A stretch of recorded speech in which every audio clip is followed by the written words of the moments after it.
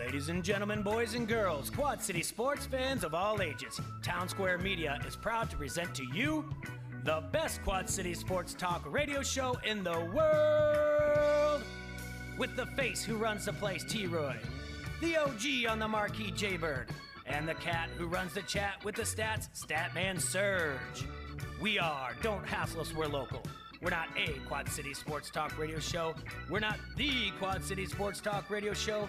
We are your Quad City sports talk radio show. Welcome to the conversation, Quad Cities. But first, the Dawn.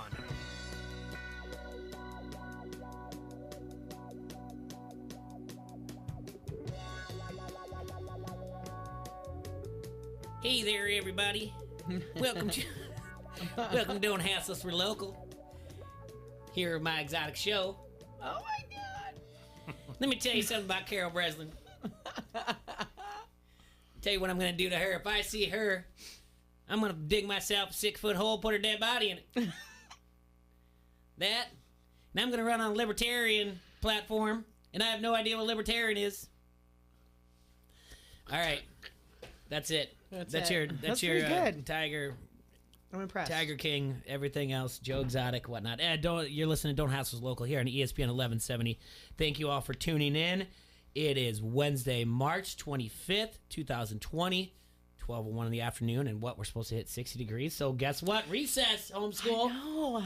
We get to go outside. Homeschool's going to have recess this afternoon for everybody. I'm so excited. I tell you what, it's we're on day 11. Am I right? I don't even know anymore. Yeah, I think day 11. I didn't even know what day it was until you said it. Day 11, day 12 of this.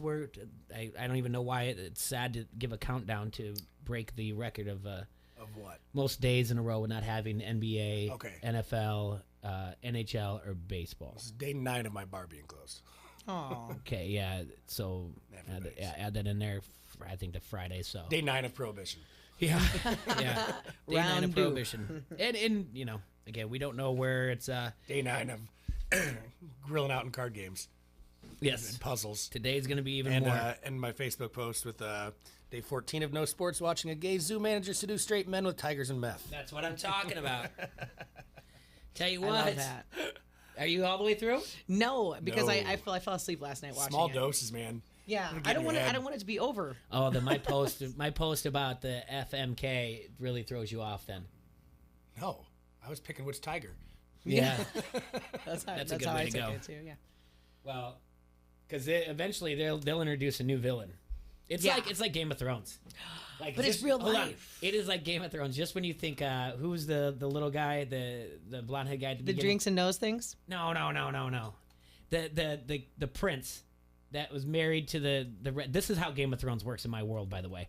Nobody has a name, and I just describe them, Yeah, or I there's give them too many. I give them fake names. Okay. Who's the redhead under the Starks? She's married to the Jonas Sansa, brothers. Sansa. Sansa. There you go.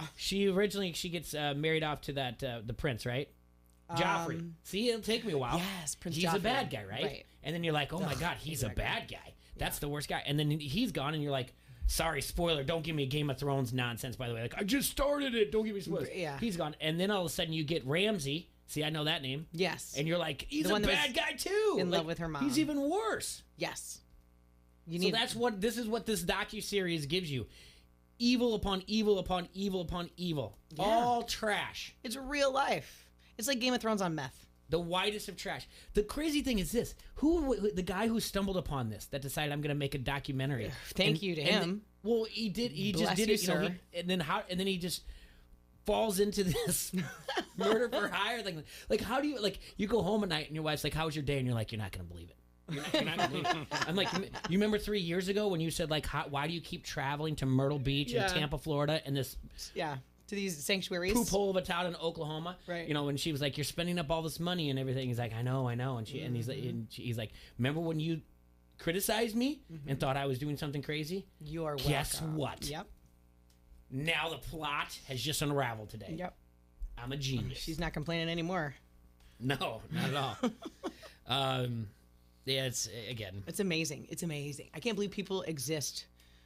These people exist in real life. They're not characters on a show, Jay. These are real life people. I know.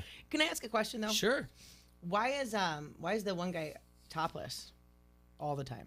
That is A lot of them are. That is a very No, but he in every very good interview question. he's topless. Right. Yeah, every time. Yeah. Why? Like we want to see his prison tats. I don't understand. Did you see the one of the alligator on his shoulder? Yeah. It's John, right? The one is His first husband. Yeah. I could draw a better tiger or alligator with my left hand. I'm just gonna say that. Wow. I saw a tiger. Love it.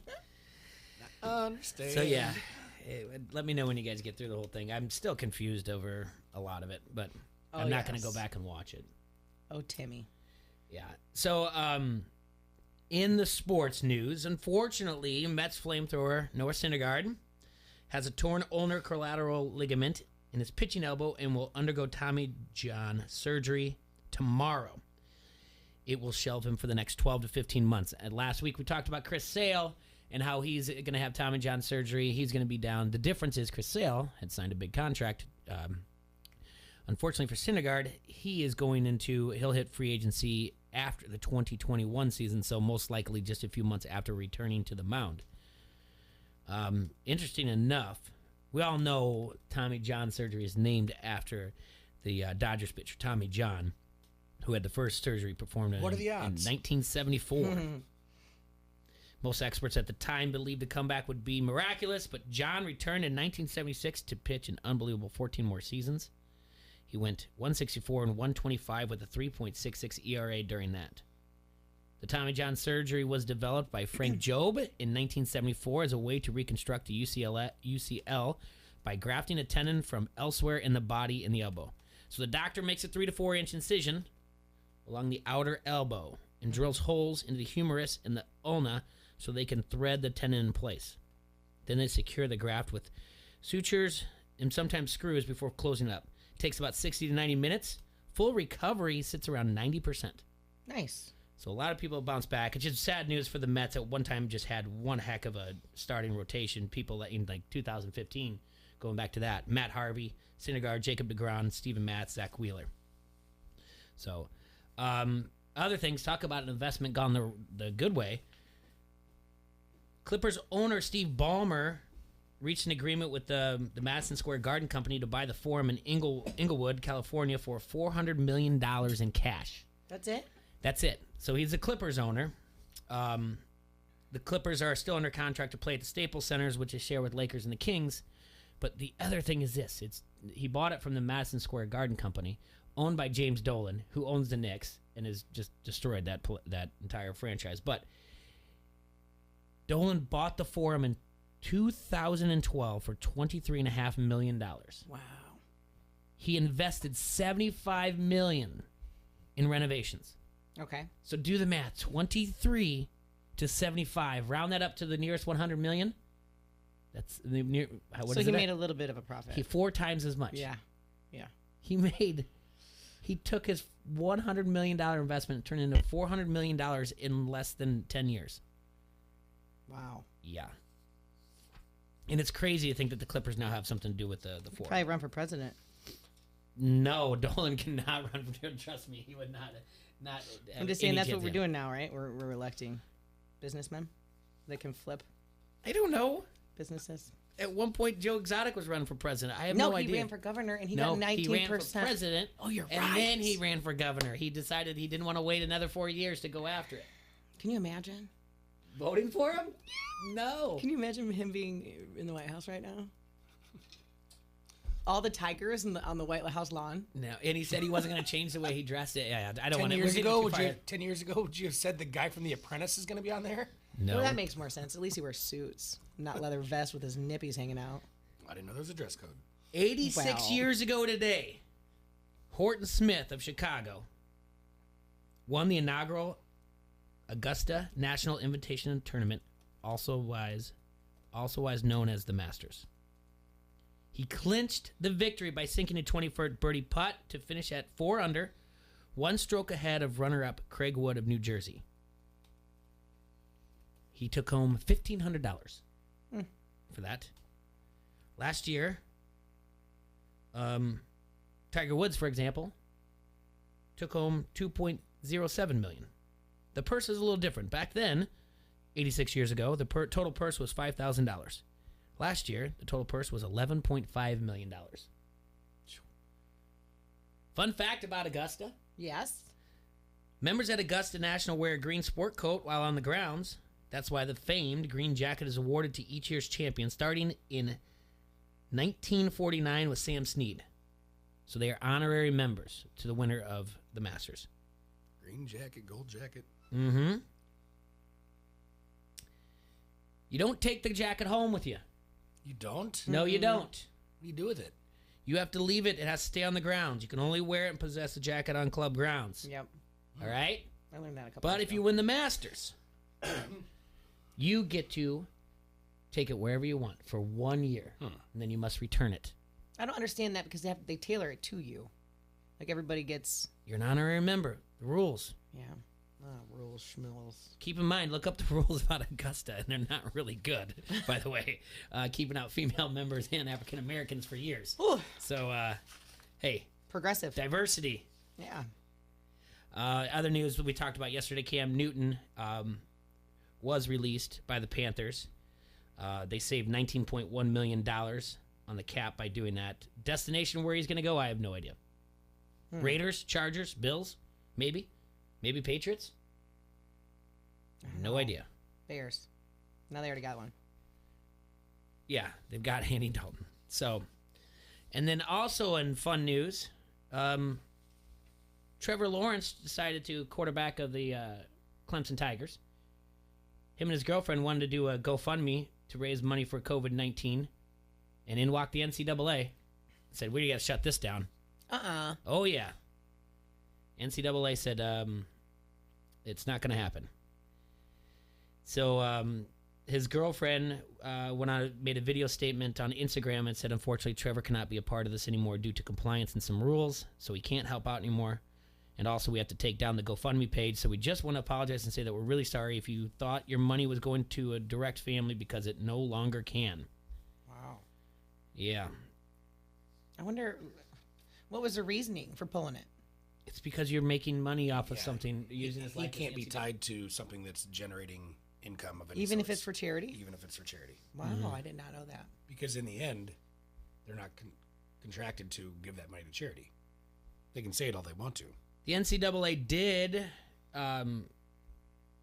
come back and say that the NCAA did not ask Trevor Lawrence to take down his fundraiser for COVID-19 patients or family. We continue to work with member schools so they have flexibility to ensure that student athletes and communities impacted by this illness are supported, and we applaud Trevor's efforts. Whatever. We know what it is. NCAA, they'll raise money. They want it on them. All right. So today we got a phone call coming up. Yeah. Derek. You guys might know him as Big Brother 16 winner. Or we might not. Or the on the Mount Rushmore of the biggest. I didn't plan this, by the way. Mm-hmm. And rarely do I ever see my memories. Is that what it is called? Or moments? Or what is it? Memories on Facebook? Rarely do I. Yeah. And then I saw one today and I was like, you've got to be kidding me. And This is when the planets align. It is when I went to an open casting call in Des Moines for Big Brother, and I was like, I'm going to have Derek on today, the greatest Big Brother player, and my shared memory at the same time. I swear to you, I didn't plan this. Mm-hmm. Or maybe it's a sign. It's a sign of what? I don't know. Yeah. Something amazing is going to happen today. Later on after that, we're going to talk to Kimberly. She's a senior at the University of Iowa. She's in sports media. She's a journalist. She follows baseball. She covers the University of Iowa Hawkeyes for baseball. And for as many athletes that are losing their senior year, she's losing her senior year as well. And also the ability to probably, I'm assuming, that to walk for a commencement, walk across the stage. But we're going to talk to her about things that she's been doing since she's been confined at home, things for sports and how she's getting her name out there and what she's doing for her jobs. 1 o'clock, we're going to be joined by Jeff Wendland from the Dispatch Argus, formerly of the Dispatch Argus. Talk to him. It's going to be good to catch up with him. It's one of those things that I really, really enjoy doing is just hearing stories about sports in the Quad Cities as well. And then at 12:45, we're going to talk to Jake via phone. Jake from Elite Sportsbook. See what's going on there, what things they have going on for us as well. So we're going to have to take a quick break. Yes, sir. And come back. And then we'll start with we'll do a phone interview. I think you guys are going to be excited. I am We had excited. Derek on in August, and the thing we get to talk about Derek, though, the best part about him is we will gloss over the Big Brother nonsense. Because, I mean, he's already done this whole, self-quarantine thing by being in a house for 90 days. We'll get straight to his passion of Tom Brady and the Patriots and what happened there in the fallout. And we'll let him speculate on whether he thinks the Patriots would trade for Deshaun Watson. I have to Google him. I have to see what this. Derek? Yeah. He's the best. All right.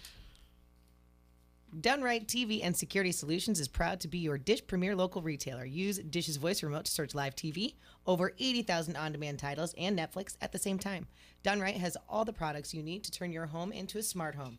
Not only do they have the state-of-the-art products, they even have their own installation experts for TV mounts, wireless networks, home theaters, security systems, and more. Call 866-84-RIGHT today to get the package that is right for you.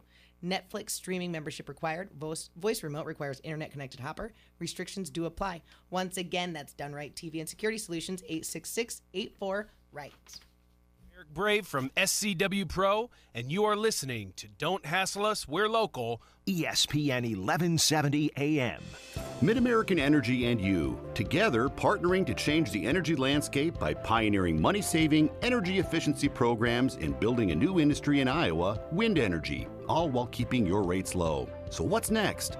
We'll keep delivering cost-effective energy efficiency programs while putting money back in your pocket. That's right. You decide how best to spend your savings. That's a partnership good for you, good for the environment, and good for Iowa. Another way we're obsessively, relentlessly at your service. Escúchame, y Disidán Levantación ESPN Radio. It is funny to have a coach say, no, I didn't mean to call them thugs. I meant to call them slugs. And I just want to officially parse the dumbest possible way we could ever discuss race in sports. Did the old guy mean slugs or thugs? If he meant thugs, racist. If he meant slugs, just good coaching. Maybe he's just old and made a verbal mistake because they fly around a lot and he's old. It is a great defense, though. It really is, because I believe him. I believe that he meant to say slugs. I mean, it's really the only defense you can go to, right? Racist! I'm old. I meant to say slugs. No, slugs! I'm just old and doddering. I'm not racist. Just old. The Dan Lebitard Show, 9 till noon on the Quad City Sports Leader, ESPN 1170 AM. Blue Jack Hyundai is here for you, Quad Cities, and proud to roll out Hyundai Assurance. In addition to money-saving offers through the Hyundai Spring Sales Event, your first payment's not due for a full 3 months on any new Hyundai, including a new 2020 Hyundai Tucson. And to give you more peace of mind, if you lose your job, your payments are covered for 6 months. Plus, you still get America's best warranty, a 10-year, 100,000-mile limited powertrain warranty, and Hyundai Assurance. Blue Jack Hyundai is here for you. Click BlueJackHyundai.com. See dealer for full details. Interest accrues and date of purchase with approved credit through Hyundai Motors Finance. Ends 3/31/20. The Will Kane Show. Joe Judge became head coach of the New York Giants. As I walked up today in the hallways, Mike A gave me that good to see you smile, but it's more like a wince because Nuno was nearby. We weren't really worried about anger so much as hurt feelings. It was an apologetic look, like you'd see when you know somebody's had a rough day, like, how you holding up, big guy? How you doing, champ? Wait a minute. We're all about honesty here. No one's like that. We want to see each other miserable. Like, that's what everyone was hoping for, is that I would be miserable, because it would have just been great for the show, right? Like, I would have to produce this show, and on a Monday after Jason Garrett's just sitting here clapping away, and then I can't even speak. And just out of curiosity, not for any personal interest of mine or Mike A's or Bubba's, how miserable are you? The Will Kane Show, 2 till 5 on the Quad City Sports Leader, ESPN 1170 AM.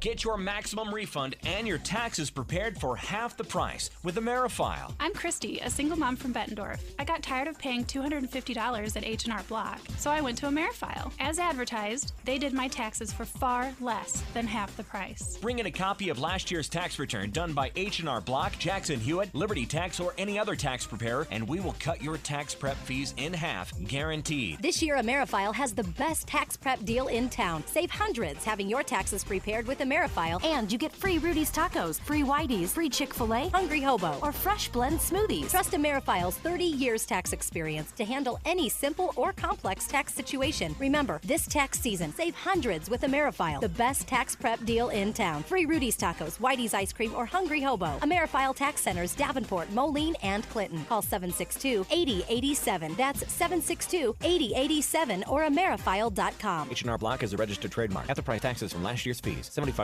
minimum. When you're listening to the best play-by-play, you know you're listening to the Quad Cities sports leader, ESPN 1170 AM. Welcome back to Don't House Us, We're Local here on ESPN 1170 AM. I want to thank you all for listening on ESPN 1170 AM. Remind you that you can watch us and leave comments on the Harrington's Pub Facebook comment thread. We're on Facebook Live. We're also on the app, ESPN 1170 AM. Go to wherever you download an app, and you can listen to us on your computer as well.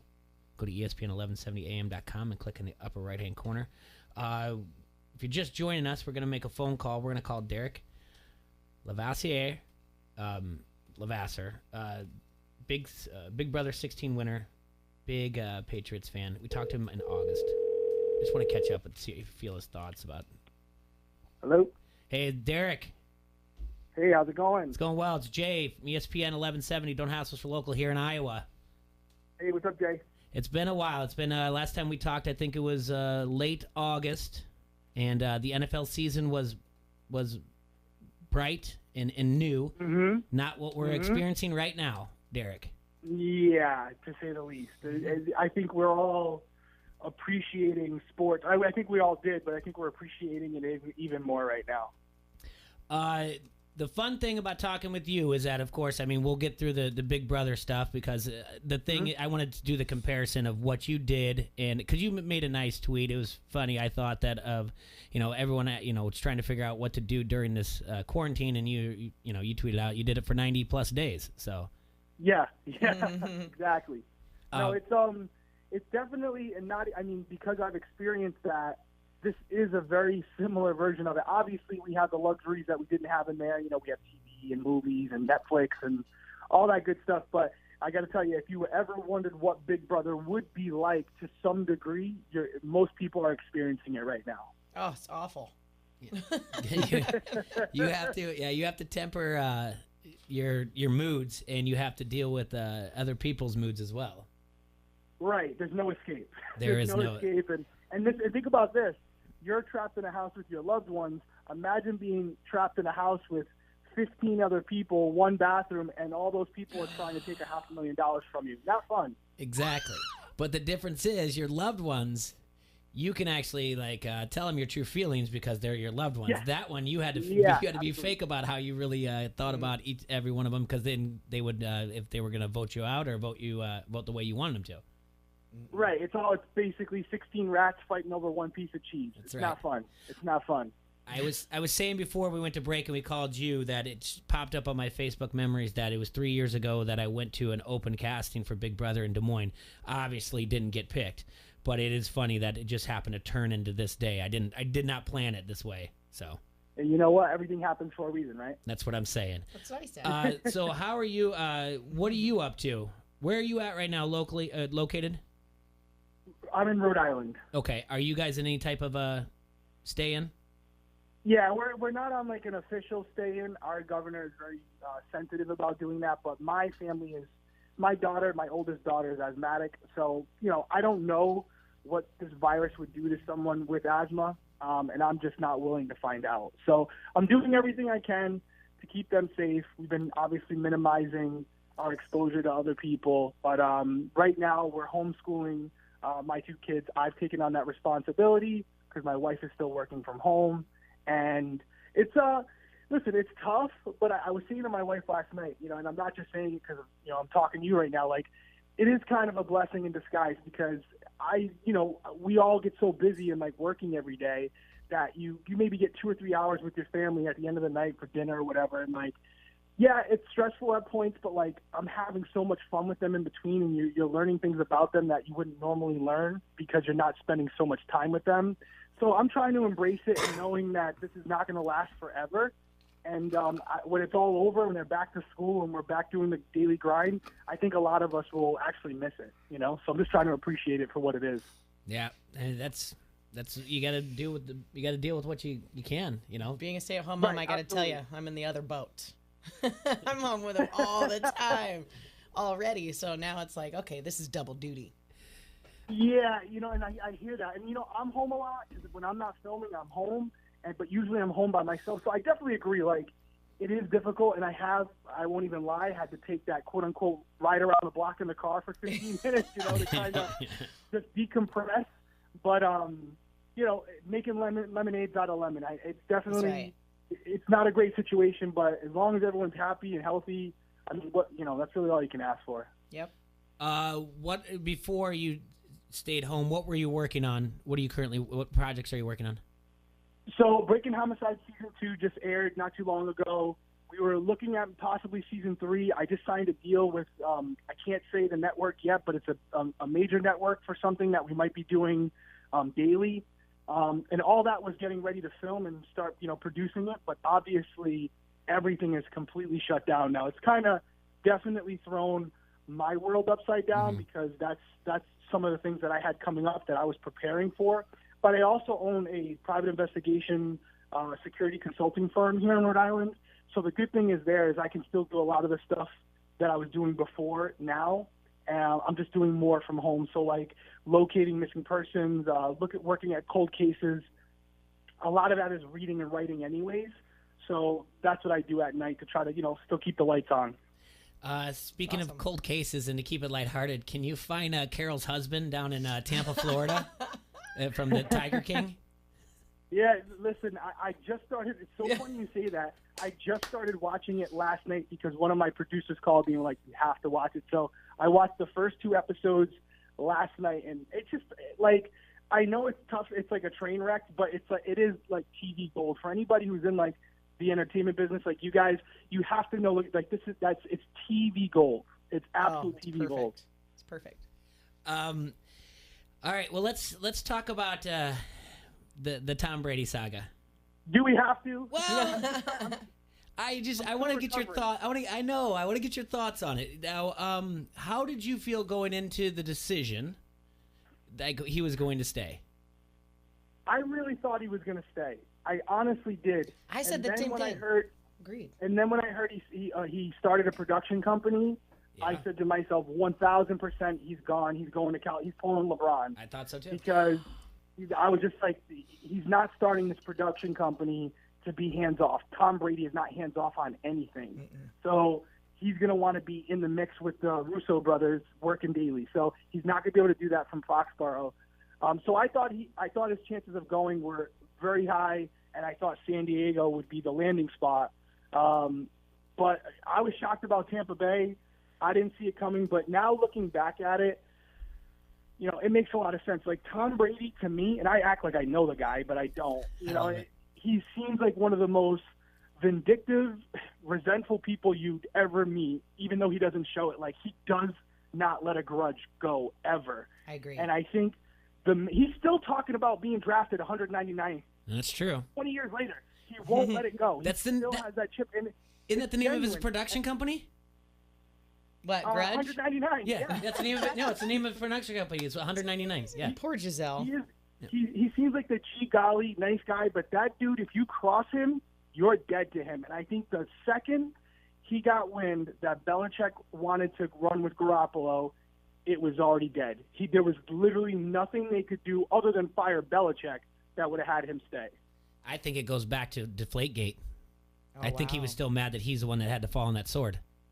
He took so much heat for it. Yeah, I mean, to be honest, I think he probably knew what was going on. I don't think he saw it as such of a big deal. Like, I don't think that pressure or whatever it was made him a Hall of Fame quarterback. I think, but it's definitely part of it. There's probably a lot of things that we don't know about, that we may never know about, that played into it. But I definitely think the constant comparison of, is Tom Brady, you know, the best, or is it Bill Belichick that's the best, and who's complimenting who more? Like I said, this guy has a chip. I know he's going to be like, gee golly, all love, I love everyone. He wants nothing more than to go to Tampa Bay and win a Super Bowl within the next 2 years, and without saying anything, let everyone say it for him that he's the reason they won 6 Super Bowl titles and it's not Bill Belichick. Yep. Did you find yourself? That's what he wants. Yeah. Did you find yourself on Sunday watching any of the ESPN marathon of Tom Brady and the 6 Super Bowls? This is going to sound so pathetic, and I'm not saying this to be funny. I'm seriously hurt over it. So I can't, it's all right. Yeah. I unfollowed him on Twitter and Instagram not because I'm 100% rooting for him, but it's so pathetic as a 36-year-old man to admit this, but I genuinely feel like I lost my best friend. It's so sad. I just saw the Tampa Bay hype video, and it's so good, and it hurts so much. Oh, man. At the same time. Right. It's just one of those things where, I am grateful. He's given me, as a sports fan, probably 20 years that most people will never get in a lifetime. But it definitely sucks, just to think that he's going to be in another uniform. But 1,000%, I'm a Patriots fan first, but I 1,000% will be rooting for the Buccaneers to go all the way and win it if it's not the Patriots. And let's be honest, it ain't going to be the Patriots with what they're doing right now. So I'm probably going to be rooting for the Buccaneers come playoff time. I'm going to ask you this, and this is an unpopular sports opinion that I have.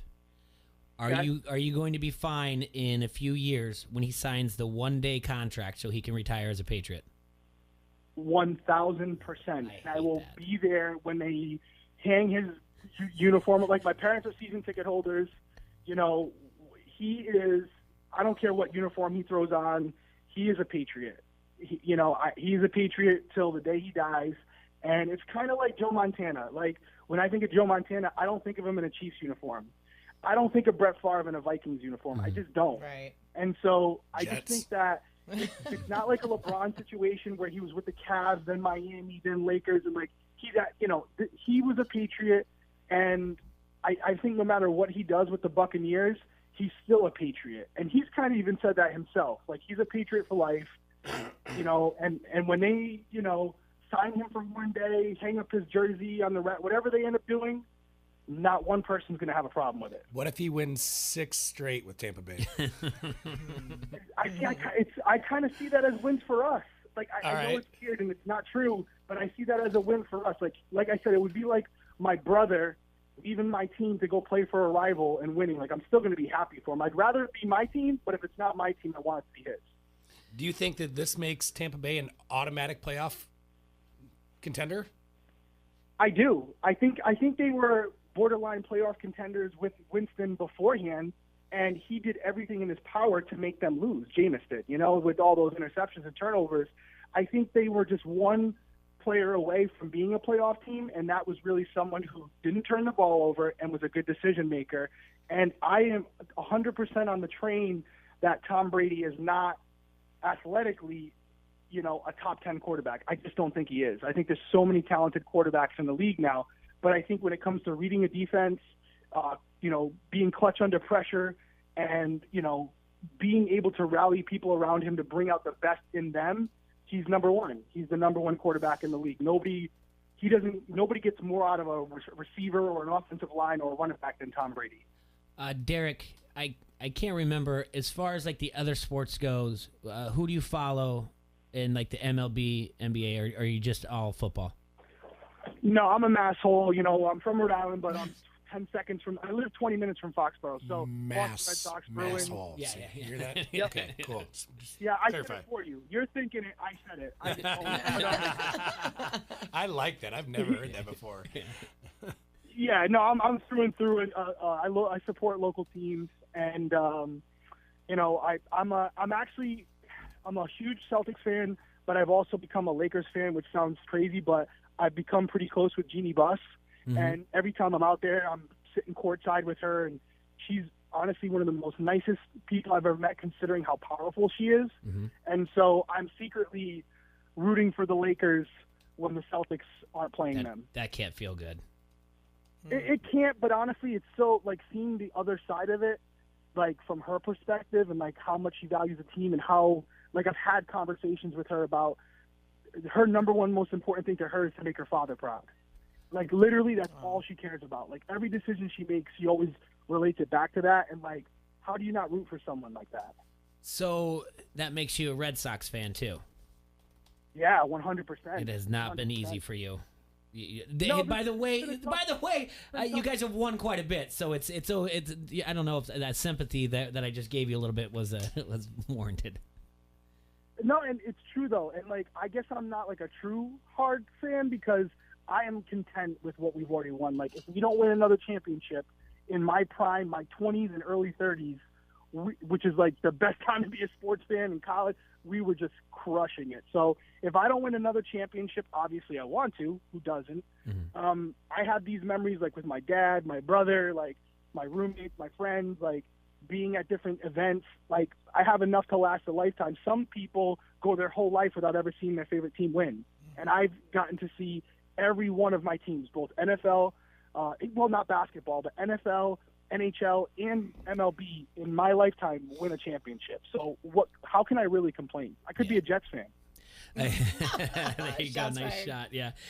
Before I let you go, a couple things, Derek. One, if you have some time, go to cbssports.com and look up Cody Benjamin. He has a hypothetical way the Patriots can trade for Deshaun Watson. So that might be something you might want to look at and read that for a little bit. So I honestly want us to pick up Cam. I just don't think it'll happen. Well, I mean, yeah, he's out there, obviously. And I mean, I don't understand how he's not going to be I know he's injury prone right now. You take a risk on him. If that kid's, 75, 80%, Belichick being the smart as he is, that's dangerous. That is dangerous with Cam Newton. Yeah, but there's no weapons. Exactly. There's no other weapons. I'm not oblivious to the idea that our best wide receiver is Julian Edelman, who's really good, but he's really good in a system that works for him.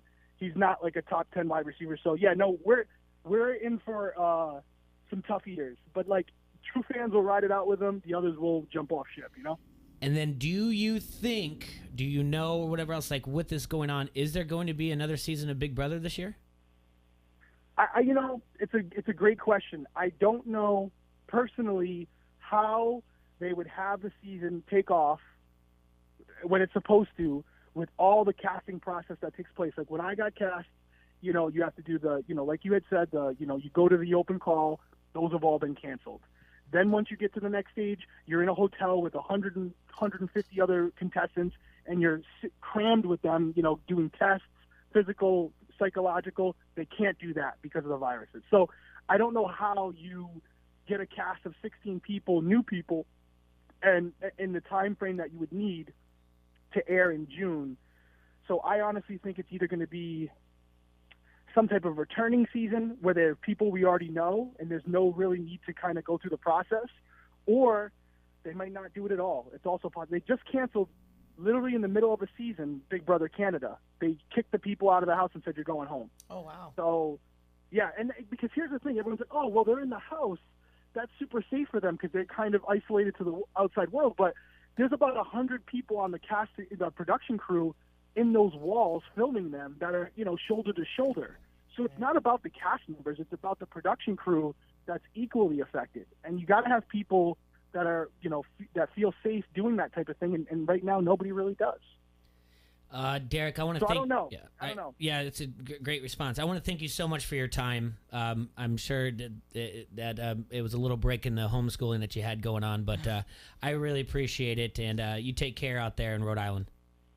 All right, guys, you do the same. Take care. Thanks, buddy. Thank you. Yep. That's Derek Levasseur, winner of Big Brother 16, big sports fan. It's fun. Yeah. It's fun to hear you get the passion going on, whatever else, and all the projects he's working on. He was fun to listen to. Yeah. So if you do need to watch something and you're interested in Big Brother, I suggest going back and watching. I'm gonna watch his. Watch Big Brother 16. Yeah. Or How many are there? Or you can go. Well, that's season 16. There's been 21 now. Okay. Something like that. I think the first one I watched was in 2001. That was season 2. Wow. Dr. Will was the winner there, and I was hooked. Yeah. So we have to take a break. When we come back, we do have another phone call to make. We're going to talk to Kimberly Bates from the University of Iowa. She's a sports media student there. She's a senior there. So we'll be right back. Don't hassle us for local here on ESPN 1170 AM. Tim Hernandez wants you to focus on new and fun ways to get fit for yourself and your family. ID Life wants you to be healthier, have more energy, get better sleep, and achieve more focus. ID Life is a health and wellness company that is revolutionizing the industry with customized nutrition. The ID Life name stands for Individually Designed Life and was founded on the principle that no two people are alike, so everyone has unique nutritional needs. Tim Hernandez is your guy in the Quad Cities to offer you personalized guidance that is tailored specifically to your health factors and personal goals. Do you have health problems that may be holding you back? The doctors and scientists develop what nutrients you should be taking and what supplements will benefit you the most. Go to qchealth.idlife.com to sign up for an unconditional, no questions asked, 30-day money-back guarantee. Call Tim Hernandez today at 563-508-7221 so he can show you that what makes ID Life great and different is you.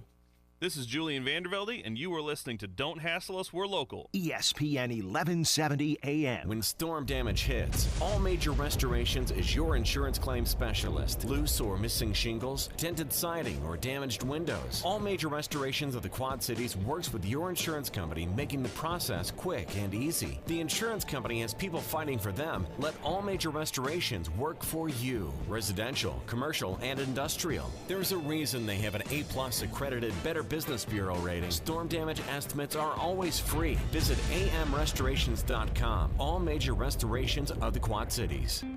At Walgreens, refreshing your spring beauty routine is easy thanks to fresh new deals. Right now, buy 2 cosmetics, nail products, or beauty accessories and get your third one free. Shop your favorites from brands like L'Oreal Paris, Maybelline, and CoverGirl. Or try over 1,000 new beauty items today. Walgreens, trusted since 1901. While supplies last, restrictions and exclusions apply. See store for details.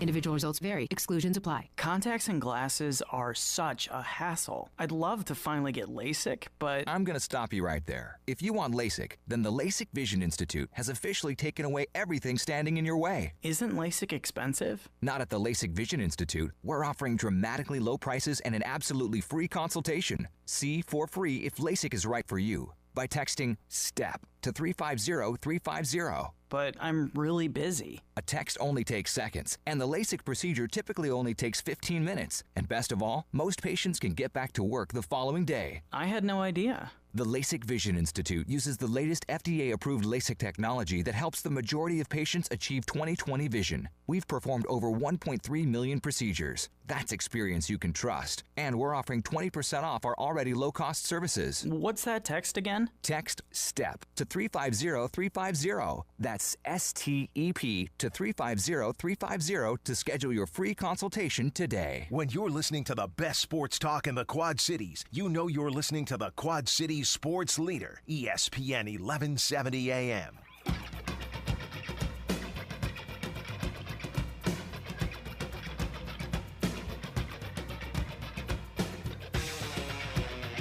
Welcome back to Don't Hassle Us, We're Local here on ESPN 1170 AM. 12:42 in the afternoon, Wednesday, March 25th. 86 years ago. Is that what I said? 86 years ago was the first Masters was played today. It's fantastic. Good stuff. Yeah, we're still constantly trying to find. The chairs are sinking on you. Yeah, they hate me. Still finding things to occupy the time, and in the sports world as well. I know Easer A said on the Harrington's Pub Facebook commenter that they're doing the iRacing again, and it'll be on Fox and FS1. It'll be interesting to see what DraftKings will do. I know they did a free thing that you could get in last time. I didn't get in time, but I'll keep my eye on that. I did think it was the iRacing was interesting, and I like that Easer A has pointed out it took the sports world to stop for our show to acknowledge racing, and he's right. I mean, as far as my knowledge of racing goes, is the movie Days of Thunder. Everyone knows that. So, and I got to give a shout out, by the way, to the movie Six Pack, starring R.I.P. Kenny Rogers. We didn't talk about that. That, by the way, hit home a little bit for me. I'm Kenny Rogers? Big Kenny Rogers fan. Yeah, that's sad. One of the first songs I ever sang, performed, learned word for word was The Gambler. That's a great song. Not with that being said, classic. there's plenty others out there that I like even more. I do believe Lucille is one of the best country western songs of all time. Doesn't one of his, speaking of Tiger King earlier, doesn't Kenny Rogers have an album with him with a tiger on it? No, I think you're thinking of Michael Jackson. No, I'm not. They don't look anything alike, Jay. I'm Googling it. I'm Googling it. We got a phone call. You ready? Yep. Yeah. All right. You're on the air, ESPN 1170 AM. We got Kimberly? Yep, this is her. Hey, how are you doing? Great. How are you? Good. Kimberly, we talked a little bit when we were saying that we are going to get a phone call from you. You're a senior at the University of Iowa. You work in sports media, or you're majoring in sports media. You work for the Daily Iowan. You cover Iowa baseball and Cedar Rapids River Kings. Am I correct? Yep, that's right. All right. So where are you from originally?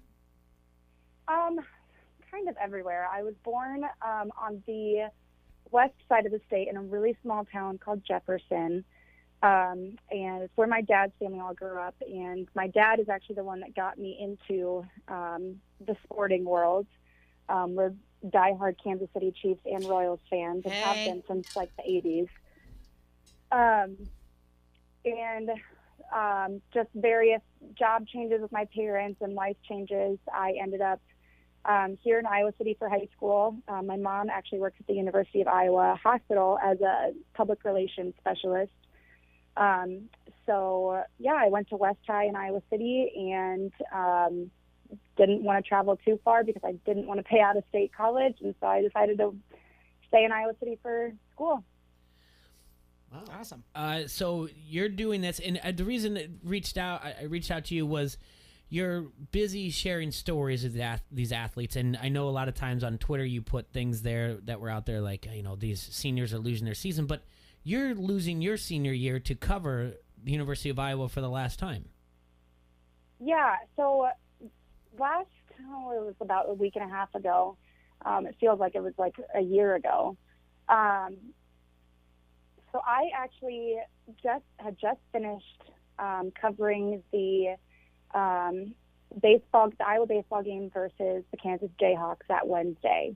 And I was on my phone and I saw that the Ivy League had decided to completely cut off spring sports. And I shared it on social media and I was like, this is absolutely like uncalled for. Like these poor seniors worked their entire lives to be able to play in college, and a lot of them play professionally post-college. And I had just expressed that they had just been robbed of essentially so much time in their life that they don't get anything in return for. And this was before the NCAA had released that they were going to give an extra year of eligibility. And then it was the next day, that Thursday, one of my friends on the baseball team had reached out and was like, we're not going to California State anymore. And I was like, oh, well, it must be just like a travel safety. And then an hour later, they found out that the Big Ten had completely cut off all spring sports as well. And it kind of slowly hit me that the athletes weren't the only ones who really got robbed of their chances. And there's a lot of people there's just a lot of people that were affected in this. And it didn't hit me that I was one of the ones that was affected until I realized, oh my gosh, there's not going to be any more baseball games. And then there's going to be there's so many more stories yet to tell. And I was so looking forward to this season and creating all this content. And I just kind of felt just kind of left in the middle of nowhere and kind of just, what do I do now? Right. And then I'd actually run into Rick Heller, who's the head coach for Iowa baseball. And we were talking, and it was before the entire campus shut down. And so I was just kind of chatting with him and about the future of the season, the future of the players. And he really made me realize that the sport might be gone. Like the season might not be there anymore, but the athletes still are. The athletes still have these stories to tell. And so that really set in with me. And I was like, you're right. Like just because I don't have games to go to, I still have athletes to go to, and I can still tell their stories. Yeah. Well, then Iowa came out and said the spring semester is going to continue virtually. And so a lot of these guys stayed at their home where they're from, either out of state or just out of Iowa City. And so there's not really the opportunity for me to tell those stories anymore. And so I kind of felt a dead end. And it was very hard for me to accept it. And I think I'm still slowly accepting it, but it's getting easier by the day for sure. The other thing is that I thought about, and I shared with Leah here, who's in studio with us, and Serge is here as well. That when I looked at your tweets, that really affected me was the commencement. the idea of that walking across the stage? Yeah, so I am actually a first-generation student as well. My dad is a police officer, and so he went to just a 2-year police academy program. And then my mom went to a 4-year school, but back in the 80s, she got offered, it was her senior year, first semester, around November or December, she actually got offered a job. And, back then it was like, okay, well, I'm going to take this job. If they don't need my actual degree, then I'm not going to finish my degree. And so she's actually about 4 credits short of graduating. And so she never had a ceremony either. And then my grandparents my grandma went into daycare. My grandpa was in the military. And so I am the first one, even in my extended family, that would be able to walk across that stage and complete the college degree, especially a double major, while covering a variety of sports, because I've been at the Daily Iowan since August of 2018. And so I started off with the most minimal sports, and then throughout the years, I just picked up more and more, and then I picked up the River Kings gig in January. And so I went from having all these accomplishments and getting so excited to have them honored at graduation, and then everything all at once just kind of got swept underneath me. Like they pulled the rug from underneath my feet, and I'm just kind of, okay, well, now what do I do? Well, you still have those accomplishments. Nobody can take those away from you, no matter what. Exactly. And that's something that, your mom tells you all of these things, but you don't listen to her until someone else says it, and you're like, oh, yeah, you're right. And then you're like, oh, well, my mom said that first. I am a mom, so maybe that's... Yeah, exactly. And it was actually my mom's best friend that said, you are so much more than a cap and gown. That's right. And that really set in with me. And I was like, you know what, you're right. Like, I would love that ceremony, and I just need that closure. But at the same time, like, there are other things that I could be doing and, like, keep building up my resume and just, like, I may not have walked across the stage in Carver Hawkeye Arena, but I did do all of these things at my time in Iowa. And so I just have to keep reminding myself of that, too. That's right. Well, we do have a question on the Heritage Pub Facebook Live comment thread. And then, have you interviewed Connor McCaffrey before, and how does he handle playing 2 sports at the same time? I have interviewed Connor McCaffrey before. He is probably one of the most humbled student athletes I have ever talked to. He balances the 2 sports very, very well in a way that I admire, and that's me not even being, I haven't been an athlete since high school. And so it kind of reminds me of that, but times 10, because when you're in college sport workouts and practices are all year long. It's not just when the season starts. Baseball, they have fall ball starting in early September and going until late October. But that's about when basketball season starts. And so he's got to balance 2 different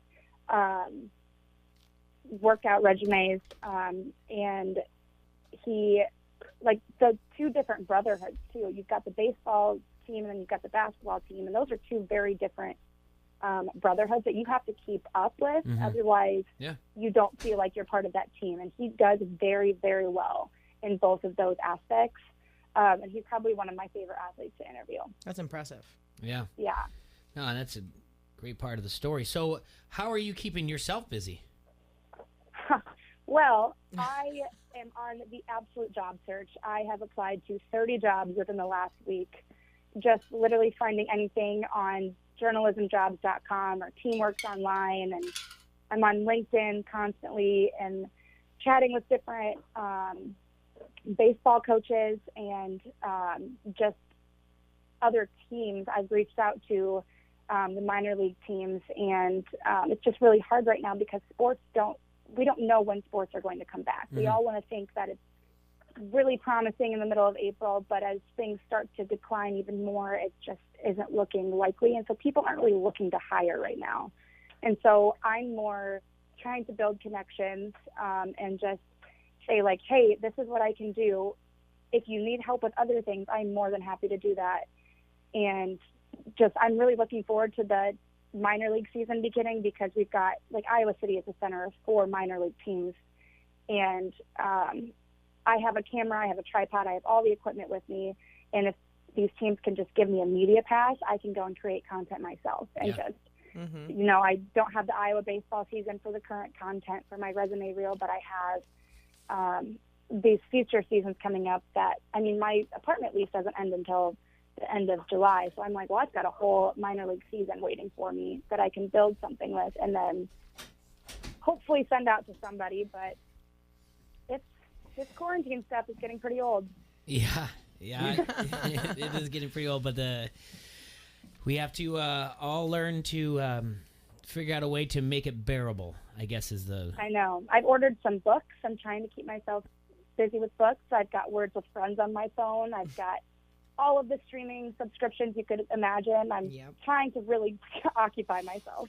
Have you guys thought about, during graduation, doing like a live feed where you guys wear your cap and gowns and you kind of... Like, have you ever seen those dance-offs or the quarantine dance-offs? Yeah. And everybody's dance, something like that, where everybody gets their little, 5 seconds and they get to, you kind of make something yourselves. Have you guys talked about doing something like that? I don't know. The university keeps us out of that loop quite a bit. They just say that they have an alternative ceremony in mind, or they're thinking of one. I wouldn't be surprised if they try to do it at the beginning of August when the summer grads walk, or even give us opportunity to do it in December.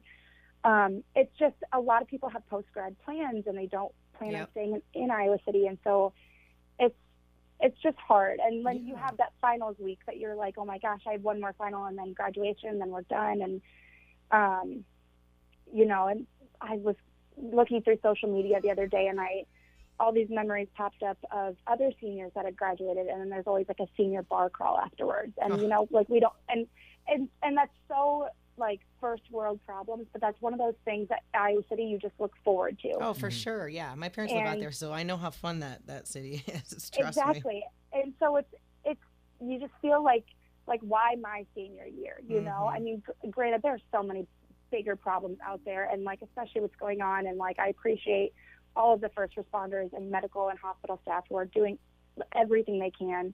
It's just like you're allowed to have those emotions. Of course.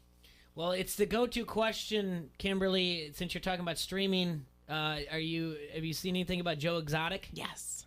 I have. I just got done watching Tiger King yesterday, actually. You watched all of it? I did. I watched all of it. I don't even have words. I was so shook. I don't think anybody does. No, I had no idea what to expect, and I was like, wait, like he has multiple husbands? Like, what is going on? And they're straight. And they're straight. And then I'm like, and then the doctor has like 5 wives, and I'm like, what is going on in this zoo? What's in that tiger's blood that we don't know about? Exactly. I'm like, what? And then I saw that one of his wives was actually from Ames, and I was like, okay, this is weird. This is too close to home. Too much. And he's drinking out of a Hawkeye mug. Mm-hmm. Yes. Well, those are two different people. That's Doc Animal. Oh, no, I'm saying Joe Exotic. Yeah. But I was like, do not associate the Iowans with this. Nah, embrace Too it. late. Embrace Too it. late. Everyone's geeking out. I posted a meme today and it said how they say white people don't have culture, and it's a picture of Joe. I was like, That's our culture. Yeah, Joe that's Exotic is our culture. You're That's right. us. Thanks, Joe. You mentioned Iowa City West. That's where you went to high school. Mm-hmm. And recently, during some of the streaming, my daughter and I watched the Miracle season. So that's maybe a little bit before, or that's after. That happened before you went to Iowa City West, right? I believe so. Yeah. Yeah. Have you ever seen it? The movie about the Iowa City West volleyball team? No, I never saw the movie. So I'm actually a non-traditional student. So I am 24. I took 3 years off after high school to kind of just live my life a little bit before I settled down. Okay. I always knew I wanted to be a sports reporter, but I wasn't quite ready or mature enough to do it. And I just thought, like, let's take some time and then let's jump into it. So I was actually the year behind Caroline Sound, and I played softball with her for a little bit. Okay. And it was actually my first year at West High, so I didn't know her too well, but I lived through the situation and the event that happened, and it was absolutely horrible. Like, I have never experienced something like that in my life. really never anybody close to me that has been so young and has had their just life taken from them. And that was really hard, I think, for a lot of people at West High and City High, and anybody who played with her or just knew her. I think it was a really hard concept for us to grasp. She was think of the best person that you know times 50. She always had a smile on her face. She was so humble, so funny, and I'm getting goosebumps talking about her. Yeah, I stumbled into something I didn't realize, and I'm going to pause you there while you're doing it just to fill everybody in the studio. The Miracle Season is about Iowa City West, I believe 2011 volleyball team that their star player, she actually got into an accident. She passed away. Oh. And the movie, they did the red carpet at the University of Iowa, and it's one of those things. We watched it at our house, and it was, my daughter's 10, and my wife did say, why are you showing this? Because there's some sad parts. But I said, this is about how to persevere in times. Mm-hmm. It's real life. It's real life. And just like you said about Caroline, I think that's the one thing. I really didn't know this, Kimberly, so I'm sorry if I dug into something, but I thought the movie did a good job about showing that type of personality that you just described. It's great, and no, I'm totally comfortable talking about it. I think it still needs to be talked about. So, and they actually, the location that she passed away was on Mormon Trek in Iowa City, and I won't get into the gruesome details, but to this day, they still decorate the tree on that pathway in Live Like Line gear and Spider-Man. She loved Spider-Man. So there's always a Spider-Man balloon or a blue ribbon tied to that tree 9 years later.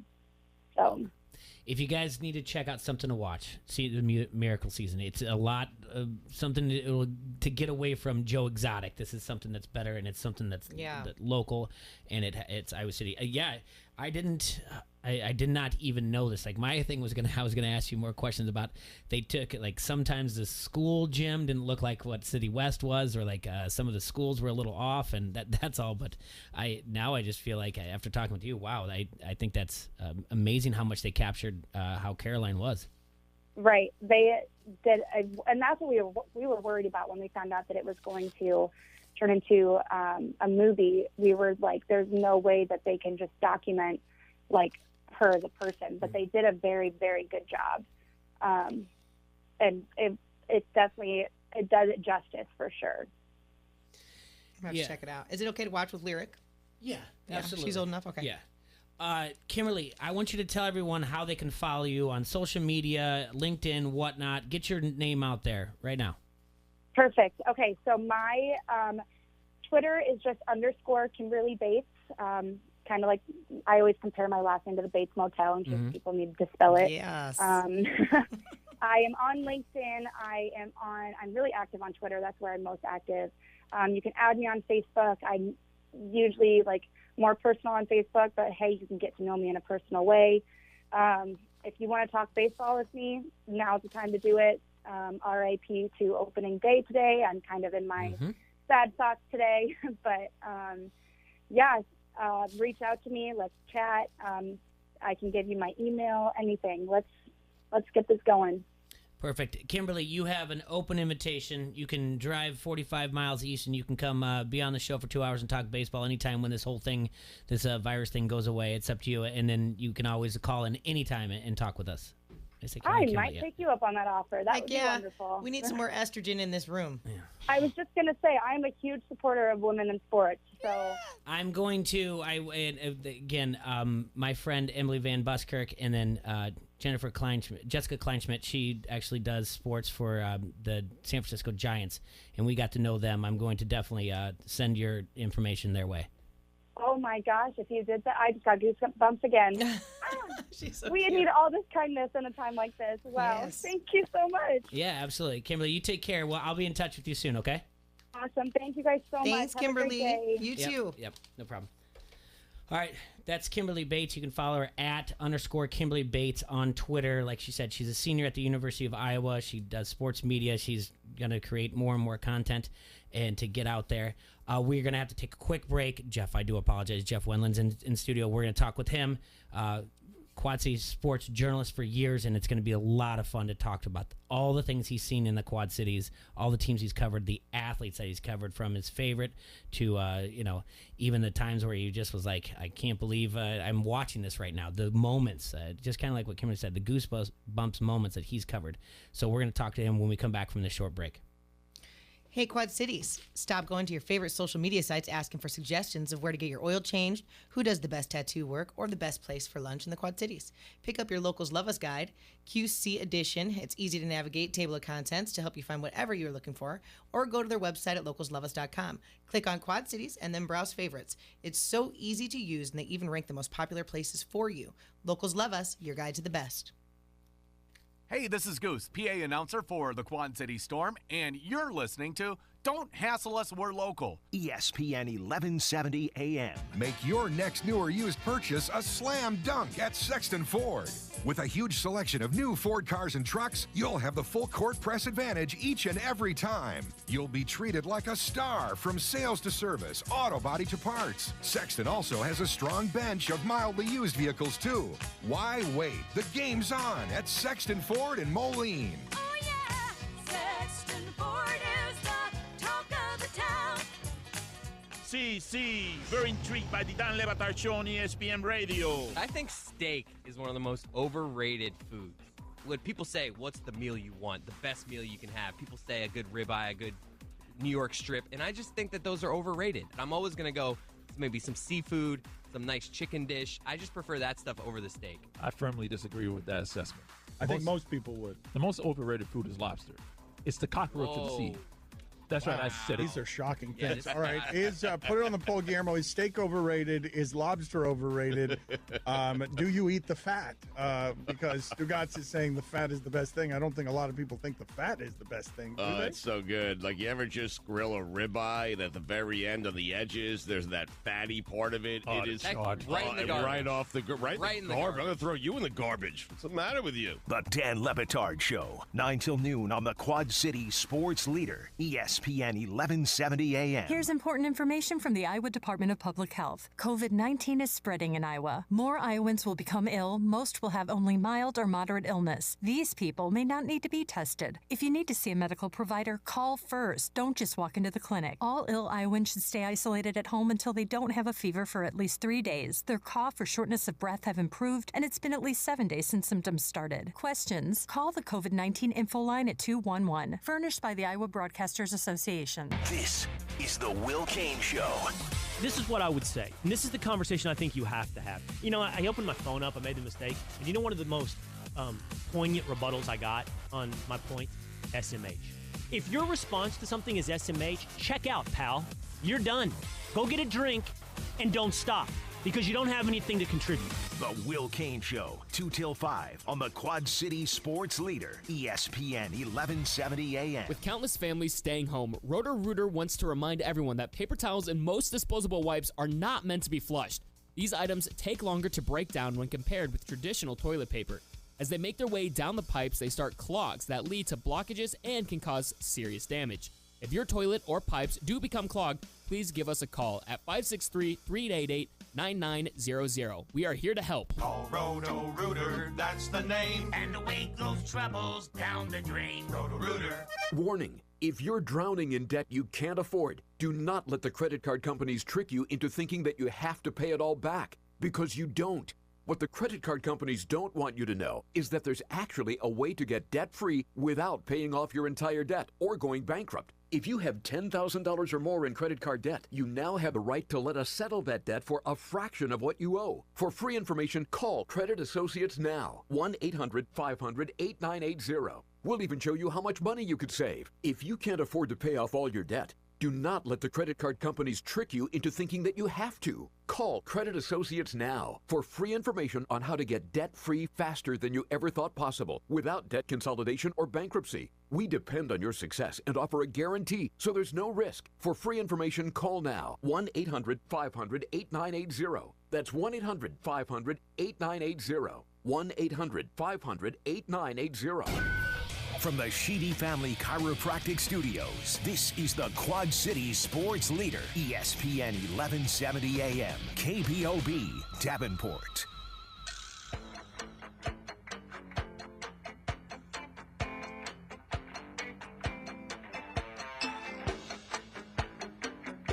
Welcome back to Don't Hassle Us, We're Local here on ESPN 1170 AM. I want to thank Kimberly Bates for calling in. Earlier we talked to Derek from Big Brother 16, big Patriots fan, just talking about a little bit of heartache of the Tom Brady. But in our next hour, second hour, we have Jeff Wendland. I'm saying that right, Jeff? That's correct. Yes, from a QC, a writer, a sports journalist here in the Quad Cities. How many years did you cover sports here in the Quad Cities? 36 years. 36 years. Yesterday on the phone, we had AC Earl on, so you covered him, obviously. Yes. So, all right, let's just start from the beginning. Where are you from originally? I'm originally from Rock Island. I went to Rock Island High School, and the first time I ever did anything with the media was at the newspaper there, which was once a month, I think it was, that we put out a paper, the Crimson Crier. Mm-hmm. And that kind of gave me a little taste of media, but I went to college with no thoughts of ever being a newspaper writer. Okay. I went as a communications studies guy, and I wanted to be a play-by-play guy. Okay. Or I wanted to be a sportscaster, either radio or TV. I went to Blackhawk, went to Northern Illinois, got to my middle part of my first year at Northern Illinois, and realized I am sick and tired of drinking Old Milwaukee, so I need some money. Mm-hmm. So I saw it. I looked in. They have a newspaper there, the Northern Star, that is a daily newspaper except for the weekends. And I saw that there was an opening for a sports writer, so I went after it and did that for 2 years and decided that was my future. So how long were you there till you made it down here in the Quad Cities? I went to one of the weirdest stories ever is that I had an extra semester I had to take. I had one class I had to take, but to keep myself in the dorms, I decided I needed to be full time. So I took my last communications class. Mm-hmm. Couldn't get that out. Okay. And then had a coaching basketball, refereeing basketball, and umpiring baseball was the other three jobs I had. Oh wow! My other three classes I had. Yeah. Which was like, okay, well, I can do this. Yeah, and that's a nice senior load semester. That year, the football team at Northern made it to the California Bowl, and that was my job. My job was covering the football team. So we went to California for a week, or almost 2 weeks actually. We had, and we graduated at the stadium at Fresno University of Fresno, mm-hmm. and then I came back home right before Christmas, and found a job there was an opening at the Argus. Okay. And I went down, and here's the most crazy thing is we went down there to the interview, and the interview was on a day when it was completely covered in ice. We live on top of the hill, had to go all the way down the hill. Went there.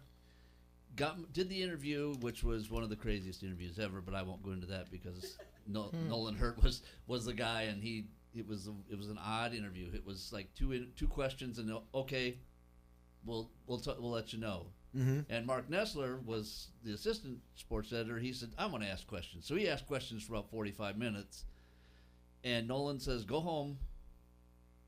We'll let you know." Now, again, saying that this is. Trying to get up and down that hill was you were wondering whether I was going to make it there or not, or if I was going to keep going right into the river when I went down. Get home, get the coat off, and the phone rings, and it's Nolan Hurt. Yeah, we're hiring you.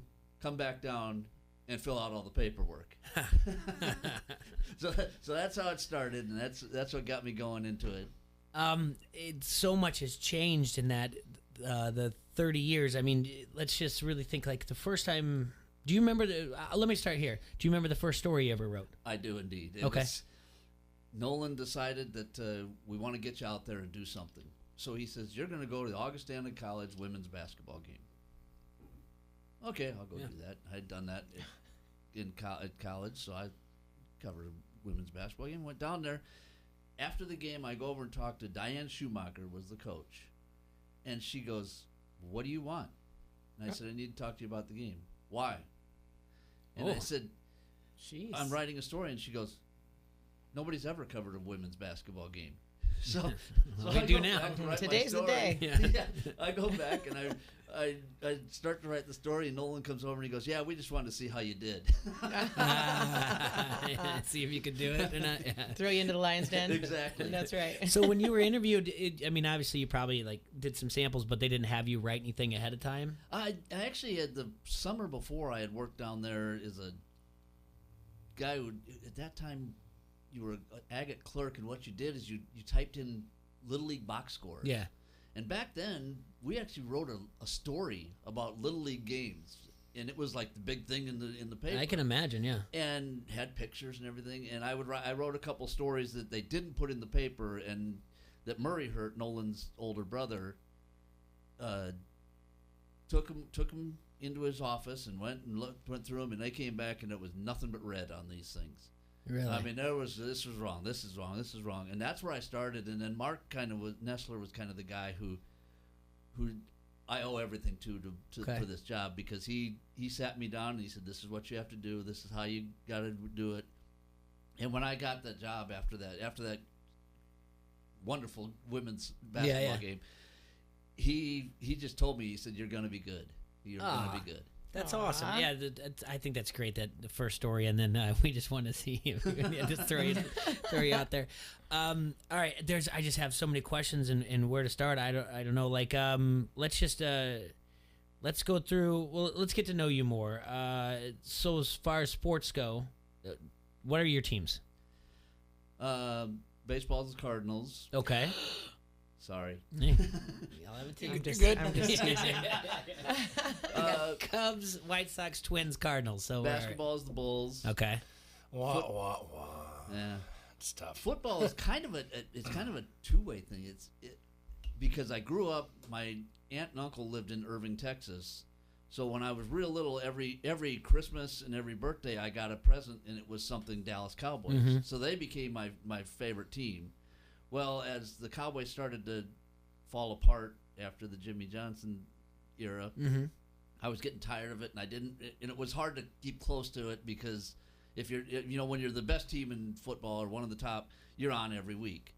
And then they were not on anymore, and it was hard to keep up with them, and then I became a Bears fan. Okay. Because I knew things. You could sit and talk to people about it. Yeah.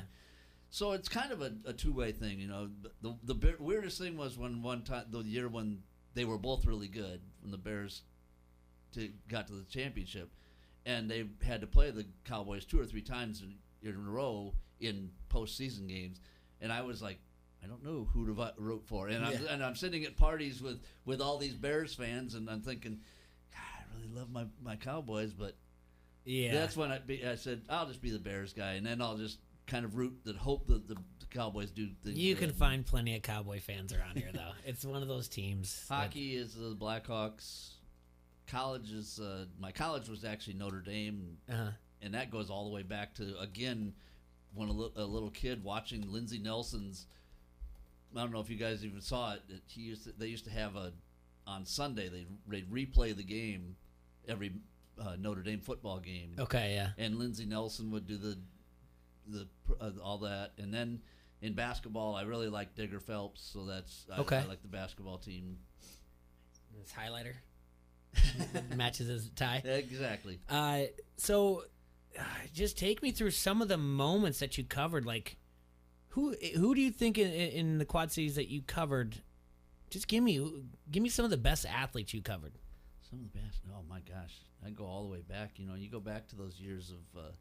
With A.C. Earl and Brad Hopkins, and you think back, and these guys played long careers in the NBA and the NFL, and the guys from the Rock Island basketball teams, when Duncan Reed had them, when every year they were going to the state tournament, and guys like a guy like Pete Michael, who spent 20 years in Europe making tons of money as being one of the best players in the world, and nobody really knew that because he was in Europe. Yeah.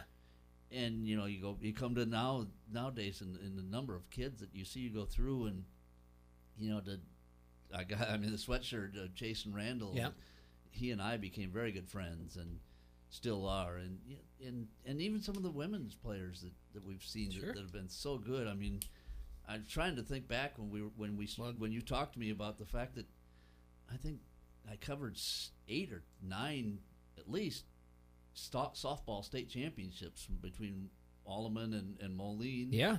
And just year after year of watching some of the best players in softball do their thing. Yeah, didn't they just put the 98 team from Allman, or the 98 team? 98 team. It was in their Hall of Fame or the Allman Hall of Fame? Yeah. There's just, again, like I said, there's so much out there. What's one of your favorite moments that you covered in sports that you're like, I can't believe I'm here doing this? Wow, I guess I think back to I go back to always the 2005 Illinois Arizona game. Okay. Just sitting there in the Rosemont Horizon, and the whole thing, because that building just shakes when a plane goes over the top. It shook that entire night, and there was never a plane went over. I mean, that place was so loud and so crazy, and they're down by 15 points, and I had a really good friend, Lindsay Will Height, who works in the Northwest Herald, or one of the papers up in the Chicago area, and he was sitting next to me, and they were down 15, and I think Darren Williams hit a 3 to get it going, or I think it was him. But I looked at Lindsay and I said, they're gonna do this, and he just kind of laughed, and I said, they're gonna do this, and point after point after point, and things happening, balls bouncing right to people, and rebounds going right out to a guy wide open for a 3, and they win that game, and it was just so unbelievable to think about it, and then to think that we're all sitting there on press row. It's a late game. I think it was an 8:00 start game, so we're all thinking, how are we going to get our stories in as it is? So you're writing your story, and you get out there and you think, oh my gosh, this thing just changed around completely. And I look back the other day because somebody else, I think it was the anniversary of it, and I saw stuff on Twitter about it, and people were talking about it. So I said, I'm going to go back and see. I don't even remember exactly what I wrote because it went so fast. And I wrote 3 stories in less than a half hour. Wow. To get in there, because it was just like, it was all adrenaline, and guys were just, nobody looked up, and guys would write their story, and I handed mine to Jim Litke, who was the AP writer, and I said, will you read mine? He said, will you read mine? And that's what we were doing. That was one of the coolest things. But there are just so many things. I think back to my years of covering the Mallards, and that first championship was one of the most odd and amazing things. To go into the third overtime, and it was maybe 2 a.m, I think it was, when we finished up. Yeah. And we're sitting there, and there was me, and Craig Cooper was sitting next to me, and my wife was there, and maybe 3 other people in the entire place, and all the lights are out except for these lights that we're riding under. Yeah. And that was an unforgettable time. Yeah, the names you dropped, the people there, it's incredible. Now, when you say like 2005, it's got to be the entire time you're doing these things, you're writing these articles, it is changing. Like, you went from writing them to get to an editor to then you can write them and email them to, it's got to be, every time technology changes, it's got to be like, you have to be in your brain like, what's next? And you have to adapt the entire time, right? Well, yeah, because you go back to the old TR, whatever they are, things, computers, and you had couplers that you had to put on a phone. And a lot of these places didn't have phones that they wanted you to use. So you go to drive to a gas station and use a payphone. And there was a night in Quincy I was covering a game, and we went to the payphone, and it was pouring down rain. Nothing covering the payphone. So we were sitting in my car. I had to switch around. My wife was with me, and we had some other people with us. And I had to switch over to the passenger side, so I could reach out, stick those couplers on there, hold them out there so that they didn't fall off, make the phone call, hope it got through, and I'm going to interrupt you. So the story would send through the phone? Through the phone. The coupler, you would attach it to where you would talk. Yes. And it would send through there, and then it would... yeah. That's What? crazy. Yeah. Yes. I mean, So this is pre-bag phone. Yeah. This is pre what? Bag phone. My mom had a bag phone. Remember it came phone, like a phone in the bag. The first, I'm calling from the driveway. I don't know what the phone in the bag. It was like a leather. It looked like a briefcase It, almost. it looked like a big toiletries bag. Okay. Yeah. Like leather bag with the double zipper. You zip it back, and then there's the big Zach Morris phone in there. Yeah. I know that with the buttons on the top. Yeah. And it was like $10 a minute. It was crazy expensive. So you would just and it would it'd sound like a fax, right? Yeah. It'd go. Yeah. And it would send over there, and you had to go. Bing, oh my goodness! Bing, and then you would like you're talking, and then you get to do email, and then I said I'm sure at some point you had to be like, what is Twitter? Like, Oh, yeah. and Well, you go back, and there was times that if you're in a bad spot for a phone, it'll go and dead, and you try it 5 times, and there were times you had to pick up the phone and call and dictate the story back. Yeah. Okay. And we had one year that sorry about that. No. Baseball covering a Legion tournament, and the couplers wouldn't work, and then the computer started messing up. So I'm in a press box. It's probably 2 stories high, and it's not coming. It's not working. And I said, "What do I do?" And they said, "Well, you're gonna have to dictate it back." And I said, "Well, I've got 3 days of doing this. I'm not going to dictate every story back." Well, luckily, John Marks was coaching the Rock Island team. He hadn't been there that first day, so we got a hold of him, and he said, "I'll bring you a new one down."